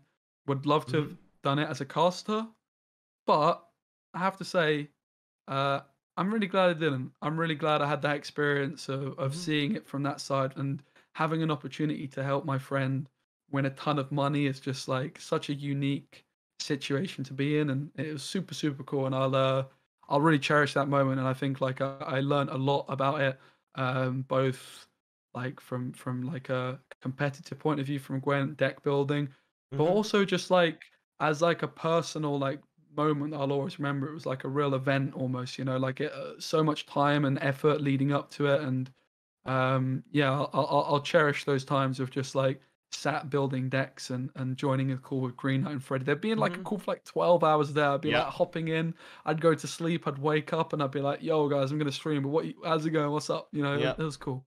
I think one thing that I really like about it is you get this. Okay, you didn't get the casting, but there are lots of events you can cast, but you got to go behind the scenes into the competitive world that happens before the tournament, where things are down to deadlines, where time really is of the essence. Where you're sitting there saying, okay, Pirates Code is gonna be good pretty much no matter what. It's a great deck in the meta right now. You figured out Nilfgaard. Nilfgaard's been doing great in the meta as well. But then you have these two other decks, and that's where things get trickier. Worried about monsters targeting. You're figuring out Scoia'tael. How many engines do you need? What kind of search do you need? Dwarven Realms. You're going creative Redea. I love that you get this behind the scenes feel because it also is something you can bring as a caster. You can say, look, I you casted this event here, but I've also gone behind the scenes and prepped people for these events. So when we sit down at a table and start talking about an event, I can say, look, looking at these decks, here's what people were thinking. Here's probably, judging by the lack of monster decks here, this particular player brought these two decks clearly, or these four decks clearly targeting a monster deck that isn't being played. They're in a lot of trouble before a game has even begun. When I was talking with Freddie Babes, I thought that was one of my big takeaways. That Gwent Esports, a lot of times, the moment when the decks are revealed and there's the bracket, there's the decks, half the group knows they have a shot at winning, the other half already knows they've lost. Yeah, it's crazy. Honestly, like when I was watching Masters, I had such a different take on spectating it. When I Mhm. watched Life Coach, he Yes. took this line against Tailbot with Pirates Cove where he played like 3 cards. He just went for it, like he made like a tempo pass line. And I was thinking, everyone was like, "Wow, what a play! This is genius." And I was thinking about, it, I was like, "Hold on, that wasn't genius. This is a line that he or somebody he's scrimming with, which like Yep. he'd been scrimming with pro players, have tested because they've Yep. had the deck list. They've got this matchup down to an exact science, and they realize if I take this exact line, I'm gonna win. And I kind of didn't like that. I was like, it kind of takes away Well, what before I would have seen this as such an amazing. I was kind of tilted. I was kind of like, it's kind of annoying that he's able to do this because he can see his opponent's deck like 2 days in advance. it's So so it's just a different point of view it on it. is. It tends to be a really weird thing about it because when I look at League of Legends, right? So that was my game that I really enjoyed for many, many, many years. And they do the draft when they get in the game. It's all about the skill. But when you go take like the top 8 players or top like 8 incredible Gwent players and you put them in a tournament and they know each other's decks, there aren't that many mistakes that are going to occur. The vast majority of time, every play is going to be flawless. It's going to be tested in advance of other, scrims of top level players behind the scenes. And at the tournament, in many ways, a good chunk of it's been decided before the game's even begun. You draw your cards. Gwent's a very consistent card game. You get to basically go through half your deck on your first hand, draw your 10, mulligan 3, do 13 of your 25 cards if you want, or mulligan 2, nearly 50%, and you play. And it's fascinating as an esport because it's so mental, and a lot is done. The game is almost played before the games are played, and that for me is a big takeaway. But I feel like that as a commentator, you can bring that to the table, saying, here's the line of play, here's why it might be working. Life coach has probably tested this 4 or 5 times. Perhaps he's looking for a particular card or trying to get a better read on their hand, looking for Tailbot to play this card or that card. It's an esport that I never it's a style of esport that I never thought I would ever understand in this capacity. The game. Yeah, I'm the same as well, for sure. Yeah, coming from Call of Duty is like very different. It's not the same kind of thing at all, of course. And yeah, like I did the top 64 cast, a top 16 cast yesterday, and you mentioned actually should celebrate your wins. You should boast about it. I had a lovely message from my friend Paya, which I read just as I was joining the call, and he sent me a message saying, I just watched the cast back, Speci, and I loved it. Great job. I was like, oh mate, that's like the best praise. And I had it from Red Dream as well. Like when I did casting with Trinet for the Aretusa World Cup, Red Dream was like, Speci, I may be biased in kind of like what I look for in a caster because obviously I'm a competitive player, but like I really enjoyed yours and Trinet's cast. Like it was really informational and like, yeah, okay, like maybe that's what I'm looking for, but that means a lot to me really to get from Red Dream and Paya, like the two of the best players in the world, to say they enjoyed my cast. Like that's super cool, man. Like because when I set this goal 4 years ago of being a caster, it was more of like the color commentary guy, like the guy cracking the jokes and saying what's going on. But now I feel like I could do both, so that's pretty cool. And that is good to be that all-around hitter, because if you know what both roles need, you can, when you're doing one, you can set up the other and vice versa. As color commentators, they have to ask smart questions, but in questions that they might already know the answer to, but chat might not. Setting up our analysts, or vice versa, our analyst has to sit there and really be able to break down a game in a simple level. Like a teacher. And yeah, just like a teacher, you got to teach the chat. I ask in a maths lesson, obviously many of the children will know this already, but my lower ability children, I teach with a mastery approach, which is all the children in the classroom in maths are learning the same thing. Just the children that are higher ability are learning it at a deeper level. So you pitch a question that you know that this person over here knows the answer to, but first you want to go to this person over here who's going to give you the basic answer, and you go, oh, Bruce, can you build on Brian's point for me, please? Like, what do you agree with it? Do you disagree? You ask those like leading questions, and as a teacher, like that's basically like one of my strengths, I would say, like those sorts of questionings where you're just drawing out the answer. So that's why I felt I would be great as a color caster, as you say, like those sorts of things. But I always turn into the other side of it. But when I've worked with, like I did a single cast with Saber and with Green Knight, where I am like, I even did one with Gravesh and Red Dream during the Aretusa World Cup, and I can just turn into that guy that's asking the questions. It's great because these guys know more than I do, and I'm just I'm really interested. I want to know, like I'm learning. Sometimes I know the answer, like so Nilfgaard, what's the overall strategy? Like why are they just passing here? What's the thinking behind that? I know the answer, but I know that Saber, Red Dream, whoever it might be, can give like a very detailed, particularly Red Dream. Red Dream loves a ramble. He loves it. Just get like a really interesting, detailed answer. So yeah, commentate. I have to say, I really enjoy commentating. I think more so than playing Gwent at the moment. I think that's just because I'm burnt out and I just love watching the highest level. I love seeing the decks people build. I think that's a real passion for me, the deck building side of it. I mean, I feel like if you want to stick with Gwent commentating, but with Gwent Masters gone, there isn't going to be a giant. I don't think there's any upcoming major tournaments, but maybe there's an opening. Oh, there's 2 weeks. Open? 2 weeks? Never mind, I lied. That's what I get for not paying too much attention to the esports side. But okay, they're going to be able to cast it. Do you know yet? They haven't announced the casting lineup yet. Well, I'm cheering for you, my friend. Thank you. Uh, Cheers. We'll have to wait and see. yeah, hope so. Hope so. Nice smile Would you be got. nice, wouldn't it? Would be Yeah, it would be. nice. It would be nice. But another way, you could always try to host your own tournament, right? Grab, all the players. Do you know? Yeah, do you know? It's actually something I've been speaking to people at TLG about. Nice. Um, there's like a gap in. There's the Invitational in July, and then I think like August time. Mm-hmm. There's a bit of a gap. So my plan is to try and do some sort of streamer tournament, like a Twitch Mm. rivals I like it. I like it. And that's type another approach. and that's another thing you bring to the table. Not only do you have the YouTube and Twitch following, you also can organize the tournament. You know what's going on that. You know what's going on behind the scenes. You help Freddie Braves prep for Masters, which you got second at. And also, I think Freddie Babes was by far one of the biggest underdogs in the whole tournament. I thought he was going to get eliminated round one, to be honest. I don't know. Nah, I wasn't. I had so much faith. He's Yeah, the no, man. you did. I mean, heck, you tore off your shirt apparently. So, like, I think you had the faith. It's probably nervous too. But I confess that I didn't know. I don't know a ton about the Gwent esports side. I'm very much learning it. But I looked and said, okay, anyone with crown points is probably going to do really well. But a lot of these big names who haven't played or streamed Gwent in ages, they're going to really struggle. And I was wrong. You got them through. And that's also like, says a lot about Freddie. Says a lot about your prep and helping out there. Yeah, Love that. and I think that's like the thing from Freddie. Like he wanted to nail prep. Like he wanted to go in and destroy people because he had got the prep perfect. And Yep. we didn't. We didn't get it perfect. We did well. We could have done better, but we did pretty good, I would say.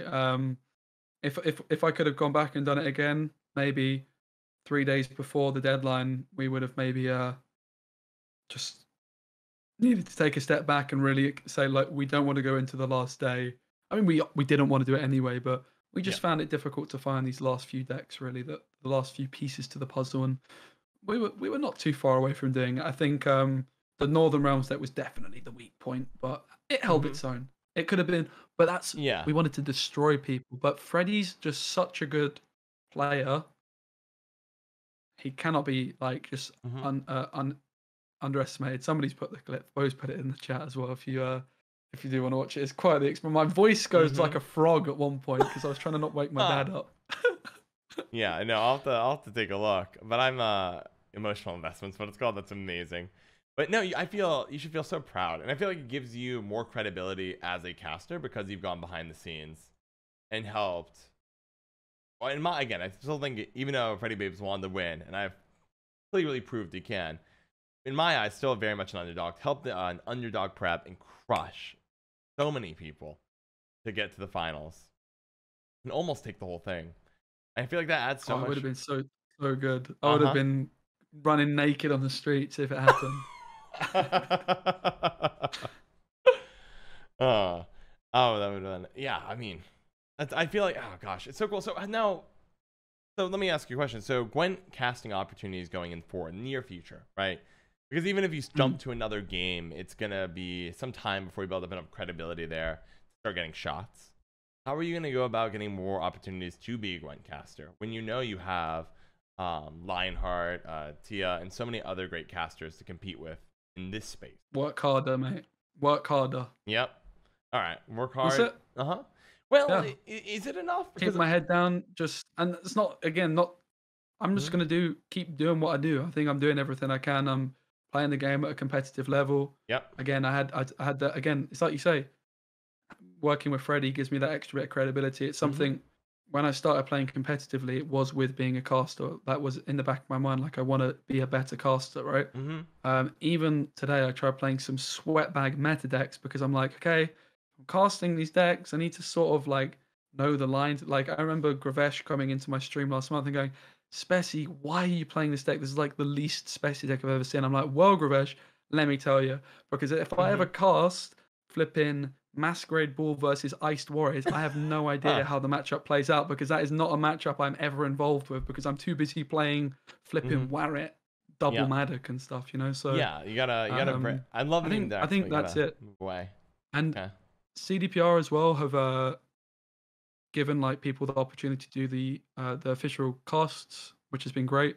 I think like I've improved as a caster a lot from working with Jaggerus. I've done the Aretusa World Cup this year. Yep. TLG Invitationals coming up. I was planning on playing in that because, I've got that competitive edge, but I've decided, no, I want to cast. Like, Yep. I'm going to take every opportunity I can and just show that I'm serious about doing it. And I think probably another thing to do would be to, again, as you mentioned, like organize a tournament and do that side of thing as well. And just Hmm. try and get an opportunity. And when I have an opportunity, I believe that, and always have believed since when I was, not giving it back in January, whenever it was, when I kind of lost my head. I believe I'm the best person for the job, and I just have to try and Nice. show that. Like, I love the game. I'm super passionate about it. I've got a lot of respect for everyone that does it. It's obviously a very competitive thing where you're sort of, Yes. it feels almost like you're going head to head with these people that like you're quite friendly with. Well, it's the Yeah, nature of I'm it. just gonna try and do my best and do well enough where I can't be ignored. And there's a bit of a hopefully outcry from the community where they're like, "Mate, this guy's great. Get him on. What Yes. I can't think ignore him." Which I was I like hoping my that. YouTube, my Would help. daily streaming would do it, but it wasn't enough. So just got to, can't no point crying over spilt milk. Just keep my head down, keep working hard, and yeah, hopefully be given the opportunity to prove myself. Yeah, Which and I think again with these like mhm. top 16, top 64 casts, that's definitely gone a really long way of like um, having more people watch me cast and gain that exposure. Yeah, I like And that. if I was to then do a big event, Hmm. maybe I can like hit up Gfinity who are based in London, like, yo, guys, look, I did official work for CDPR, this big Hmm. company in Poland. Yes. Employ me. I'll do FIFA and Call Hmm. of Duty. And I used to watch these games, so I'm still like very like I know a lot about football. I know all about football players. I know the names of skill moves in FIFA. Like, you don't really have to learn much more from FIFA. I feel like I'm kind of all over it. Call of Hmm. Duty, there's a new Call of Duty each year. If I knew I was going to be involved in it, like I can learn. I was a good player, so I can learn how the intricacies Hmm. of it all works, and that kind of Yeah. thing. So I'm hoping like those bigger games with a bigger exposure. I don't necessarily have to be involved in a scene for a long period of time. I can Hmm. maybe just I've got that start in Gwent, and if I can then develop as a caster in Gwent, maybe then if I wanted to look at other games, I could sort of like find like a jump, like a shortcut almost into the commentating path because of my Yes. past experience. Because you could prove that you have this portfolio of work with CDPR that is official. Say, look, I've done casting. I've done, Exactly. let's say I streamed FIFA for a month or just commentated on some amateur games for a month. Look, here's Hmm. the work. I know I can do it. Just go ahead and bump me up. I Yeah, respect that's that. it. It makes a lot of sense. And also makes a lot of sense for this newfound focus on casting over competing. Because you're right, you Hmm. already have the YouTube, you have the Twitch. You were big on some of the commentators in terms of the social presence. You're on a competitive level, which is higher than a number of the commentators. So at this point, it's like the only point that you have left to compete on with many of the other people you're competing for these limited job positions with is commentating itself. Yeah, So yeah, get every opportunity to commentate, even if you have to make your own that's it. tournament, and then say, okay, look, now I'm, ideally you go to CBR and say, look, here's the competition. They're all nice people. I really like them, but I am better at commentating, bigger at social media. I'm a bigger streamer in general, and I can play at a competitive level. Okay, so why would you not pick me over the rest? And then you get the opportunity. I like it. There's a method to everything you're doing, and I respect that. Like it. I like it. Thanks. I mean, yeah, like the fact that CDPR have content creators doing the casting is just so great. And from that was really what when I was looking at, okay, I want to stream it. I want to try Twitch. Never tried that Mm-hmm. before. That sounds fun. Like I'm gonna go for it. I'm gonna get like a capture card and I'm gonna do whatever. That was, the fact that I saw these other content creators like someone like Merchant, Mogwai Mm-hmm. doing it. That was really what made me commit to it. And it's always been that sort of end goal. And then I guess I've had to start thinking, okay, I'm getting towards the position where I feel like I've got a good opportunity to achieve that end goal. Mm-hmm. What the hell do I do now? And that's where I'm Yep. sort of at. Yeah, you're at a crossroads at this point. From our conversation, let's say you give 6 months and your only goal is to cast as much as you can, and you'll Yeah, create my goal for tournaments. the end of the year is to be at Masters number 2 in December. Yep. As a player or as a commentator, is what I said. I would say it's much more likely as a commentator would Yeah. would be. and my other one is get a YouTube video with 100,000 views. They're my two main goals. All right, those are good goals, and those are ambitious goals, and I'm confident you'll achieve them. And what I like is that those goals will then feed into that next turning point of how do I jump to a bigger game? Is there a shortcut I can get to your FIFAs, your Call of Duties, and begin making inroads there? Makes a lot of sense. I like it. I like it. And you have this. It sounds like you have the short. Are those your two main goals right now? 100K views on a Move out as well. I moving think out. Yep. the YouTube one is more of like a wish Okay. because I'm not going to achieve 100K views with a Gwent video. Yep. I was gonna bring that up, but you already know that. Yes, I do not think it is possible to achieve 100K views. So I'm just saying that because I've done 2 videos now that weren't Gwent related. So Gwent was in the title, but they weren't Gwent. One was on the Witcher board game. Yep. And one was on the Netflix series. So I've started. That's in the last month. So it's a step in the right direction, you know. Right, and that's the kicker, right? If you have bigger dreams, you know, you want to hang out Pokemon, you gotta do. You know, I've recorded a video earlier on, and if Bo's in the chat, he won't know this yet because I was going to message him about it on my stream. I found my old FIFA YouTube channel, 8 years old, and I reacted to my old FIFA montage. I'm going to upload it. Who knows? Could get 100,000. It probably won't. Nope. But you don't know if you don't try. So why not? Exactly. You gotta experiment to know what works and what's not. And you also have to be able to be willing to take a hit in the short term for long term. Yeah. And exactly. That's the tough part because you have. Look at Crokies, mate. Crokies left Gwent. Yep. And he flipping wasn't getting that many viewers on Magic the Gathering. Now he's verified on Twitter, mate. That's outrageous. He's verified on Twitter. He joined Team Liquid. What a guy. He doesn't know who I am, unfortunately, but he was streaming like around the time when I started. So, yeah, really cool to see that for sure. Yeah. And he took a big hit when he left Gwent. Absolutely. No, it's all part of the hyper competitive nature of whether you're just streaming, YouTubing, trying to be a caster. It is so competitive and so difficult to succeed. And you're doing it after a crazy turbulent life of having some really big setbacks, particularly in university, and then bouncing back, and now more ambitious than ever. Love it. I love it. Yeah, thanks, man. That's what it's all about, isn't it? Like, I'm feeling like energized and motivated, and like, as I say, since I have been doing it full time, I've been like, why am I not super happy? And I'm like, it's because I'm coasting. I'm going live. I'm not really doing much more, and that can only take you so far, innit? Yeah, it's taken me far. I'm really proud of like the progress I've made, but I can do better, you know? Yeah, and well, yes, I think it's the nature of not so much, it's the desire to do better. It's not like you should beat yourself up for what you've done. You should say, wow, yeah, I don't beat me. Good. I'm very good at doing nothing. I mean, I spent 5 years of uni sat on my house doing nothing, not feeling guilty. So if I take a day off, I do not feel guilty about it still to this day. And I was actually having a conversation with one of my friends in real life who's been having some rough times mentally. And I just said, mate, like if I have a day off like today, I'm sat out here with you in the park, not doing much, and I haven't streamed yet today. This was like, I think I had a day off a couple weeks ago. I don't care, mate. And that's not because I choose to feel, I just don't feel that way. So you also shouldn't beat yourself up if you feel bad for not doing stuff. Because he gets this massive feeling of like foreboding of if he doesn't do anything. But it's not actually your fault you feel like that. Like you just feel like that. And there's a reason you feel like that. It's called your early warning signs. We teach at primary school. Your body is trying to tell you something. You just need to work out what your body's trying to tell you and what it's probably not what you think it is necessarily. But like you're being, you know, it's a weird one. There's a bit of a, I think when I was having this conversation with him, I was slightly intoxicated as well, most likely. I think it was after England had won actually in the Euros against Croatia. So I'd been having a few beers. Hey, you know what? You should enjoy those moments. But I do think knowing yourself is a key part of content creation, streaming, trying to just be aware, because there's a tendency to just want to work yourself into a pulp, but you won't succeed at that.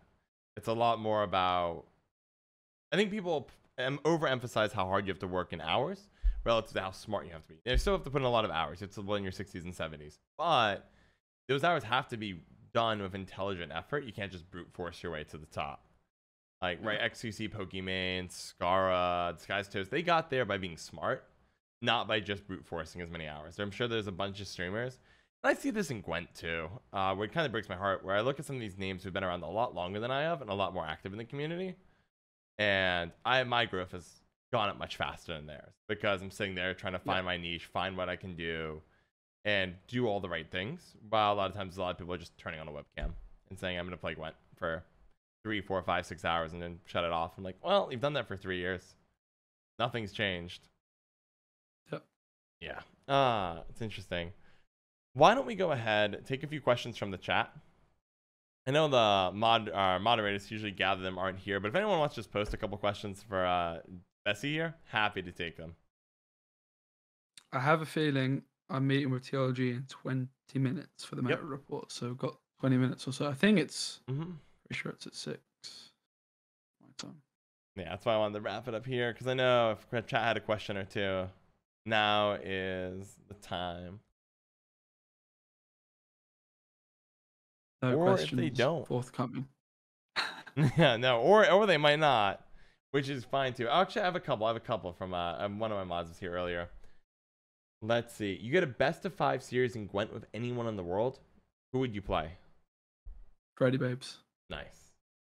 Actually, Tailbot. Tailbot? Easy. Okay. Tailbot. I'll beat him as well. I wouldn't. Yeah. I like that. When it was the Gwent World Cup, we were playing against Poland. And I said to Paya, I was like, Paya, I know Tailbot said he's on the bench for this tournament, but I want Tailbot. I want to beat him. I didn't play Tailbot. I played Cams, and I lost. Yeah. I was very unlucky. I maintain. Okay. He sent me a virtual hug on Twitter afterwards. That's all that matters. Aw. Yeah. You were very unlucky, my friend. And I was like, thank you. It happens. That's the tough part of Gwent. Sometimes it's just like, oh, I have the answer in my deck. It's the last card in my deck. That's what it's going to be. Let's go ahead and I'm not gonna ask that one because that'll come out when it comes out. Let's see.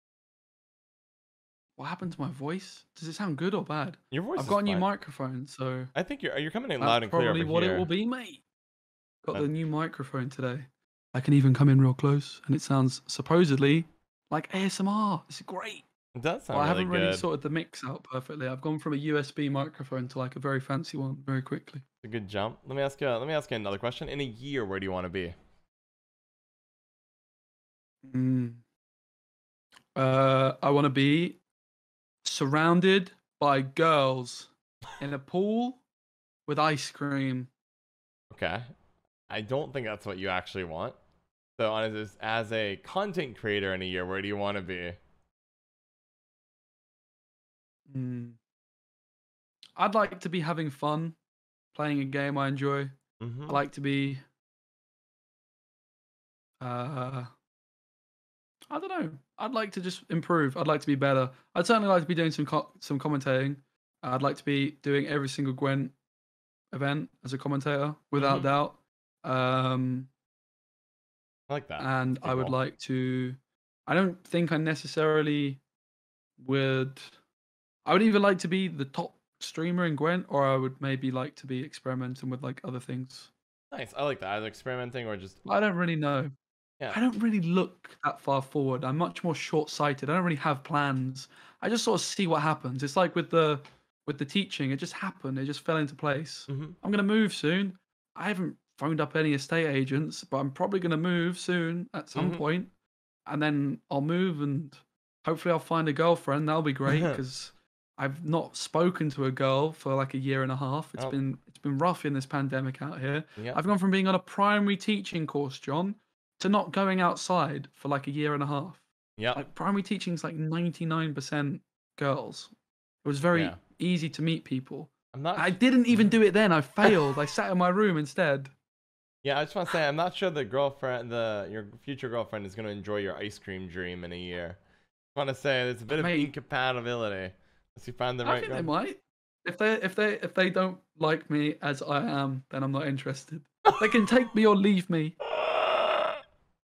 Okay, this is that you should if you don't know if you're gonna use online dating or just go back and teaching and meet some people there, but if you put it on your profile, by the way, in about a year's time, my dream: ice cream, girls, and a pool.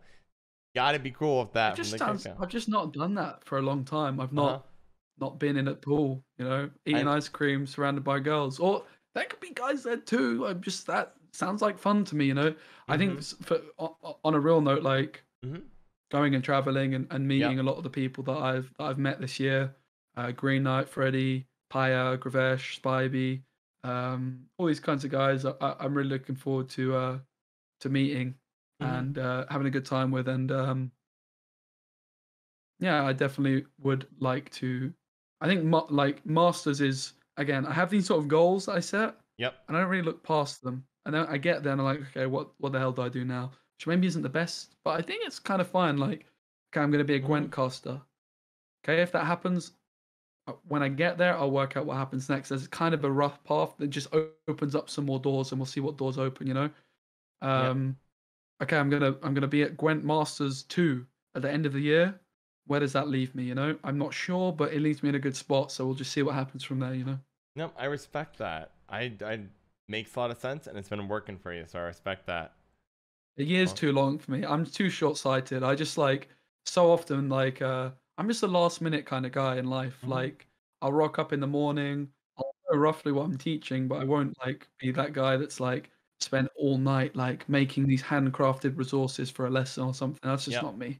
Nope. I'm just a last minute Larry. Hey, again, if it's working, it's working. Bessie, why don't we go ahead and wrap up here? Thank you so much for hanging out with me here today. And any final things you want to say real quick? I don't think so. I think just thank you to the chat for chilling. And well done, John, for smashing it, mate. I've been enjoying the content. Hey, I'm flattered. We should build a deck together at some point. Yeah, I'm more than down to hang out again. Build a deck together. I'll if you want to do that, it'd be totally game. Let's do it.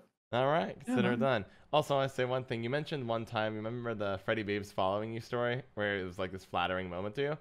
So on YouTube, it tells you public subscriptions, and all of your subscriptions are public. So I remember like 2 or 3 months into making Gwent content, all of a sudden I see, because it sorts by subs, the little Specimen Gwent popped up. I was like, ooh! Get in. Flattering. So I loved it. I was worried you were going to say you looked through all the channels I'm sub to and you were seeing some dodgy things. No, I haven't. I get some dodgy YouTube recommendations as well. Oh my goodness. One time I glanced at it and I just walked away because I realized it was just like every channel like on YouTube. It's a huge list. You have a bunch of them. But I don't watch Netflix. I don't watch TV. I just watch YouTube. Yeah, I mean, I'm a bit of an internet kid, you know. I am too. I feel that. Well, again, Spessy, thank you so much. It looks like we're gonna be deck building together in the future. And sounds like a winner. Yeah, sounds like a winner. Take care, my friend. Shout out to McRandar, Pamzosaurus, and Ahmed Ali for all their support on Patreon.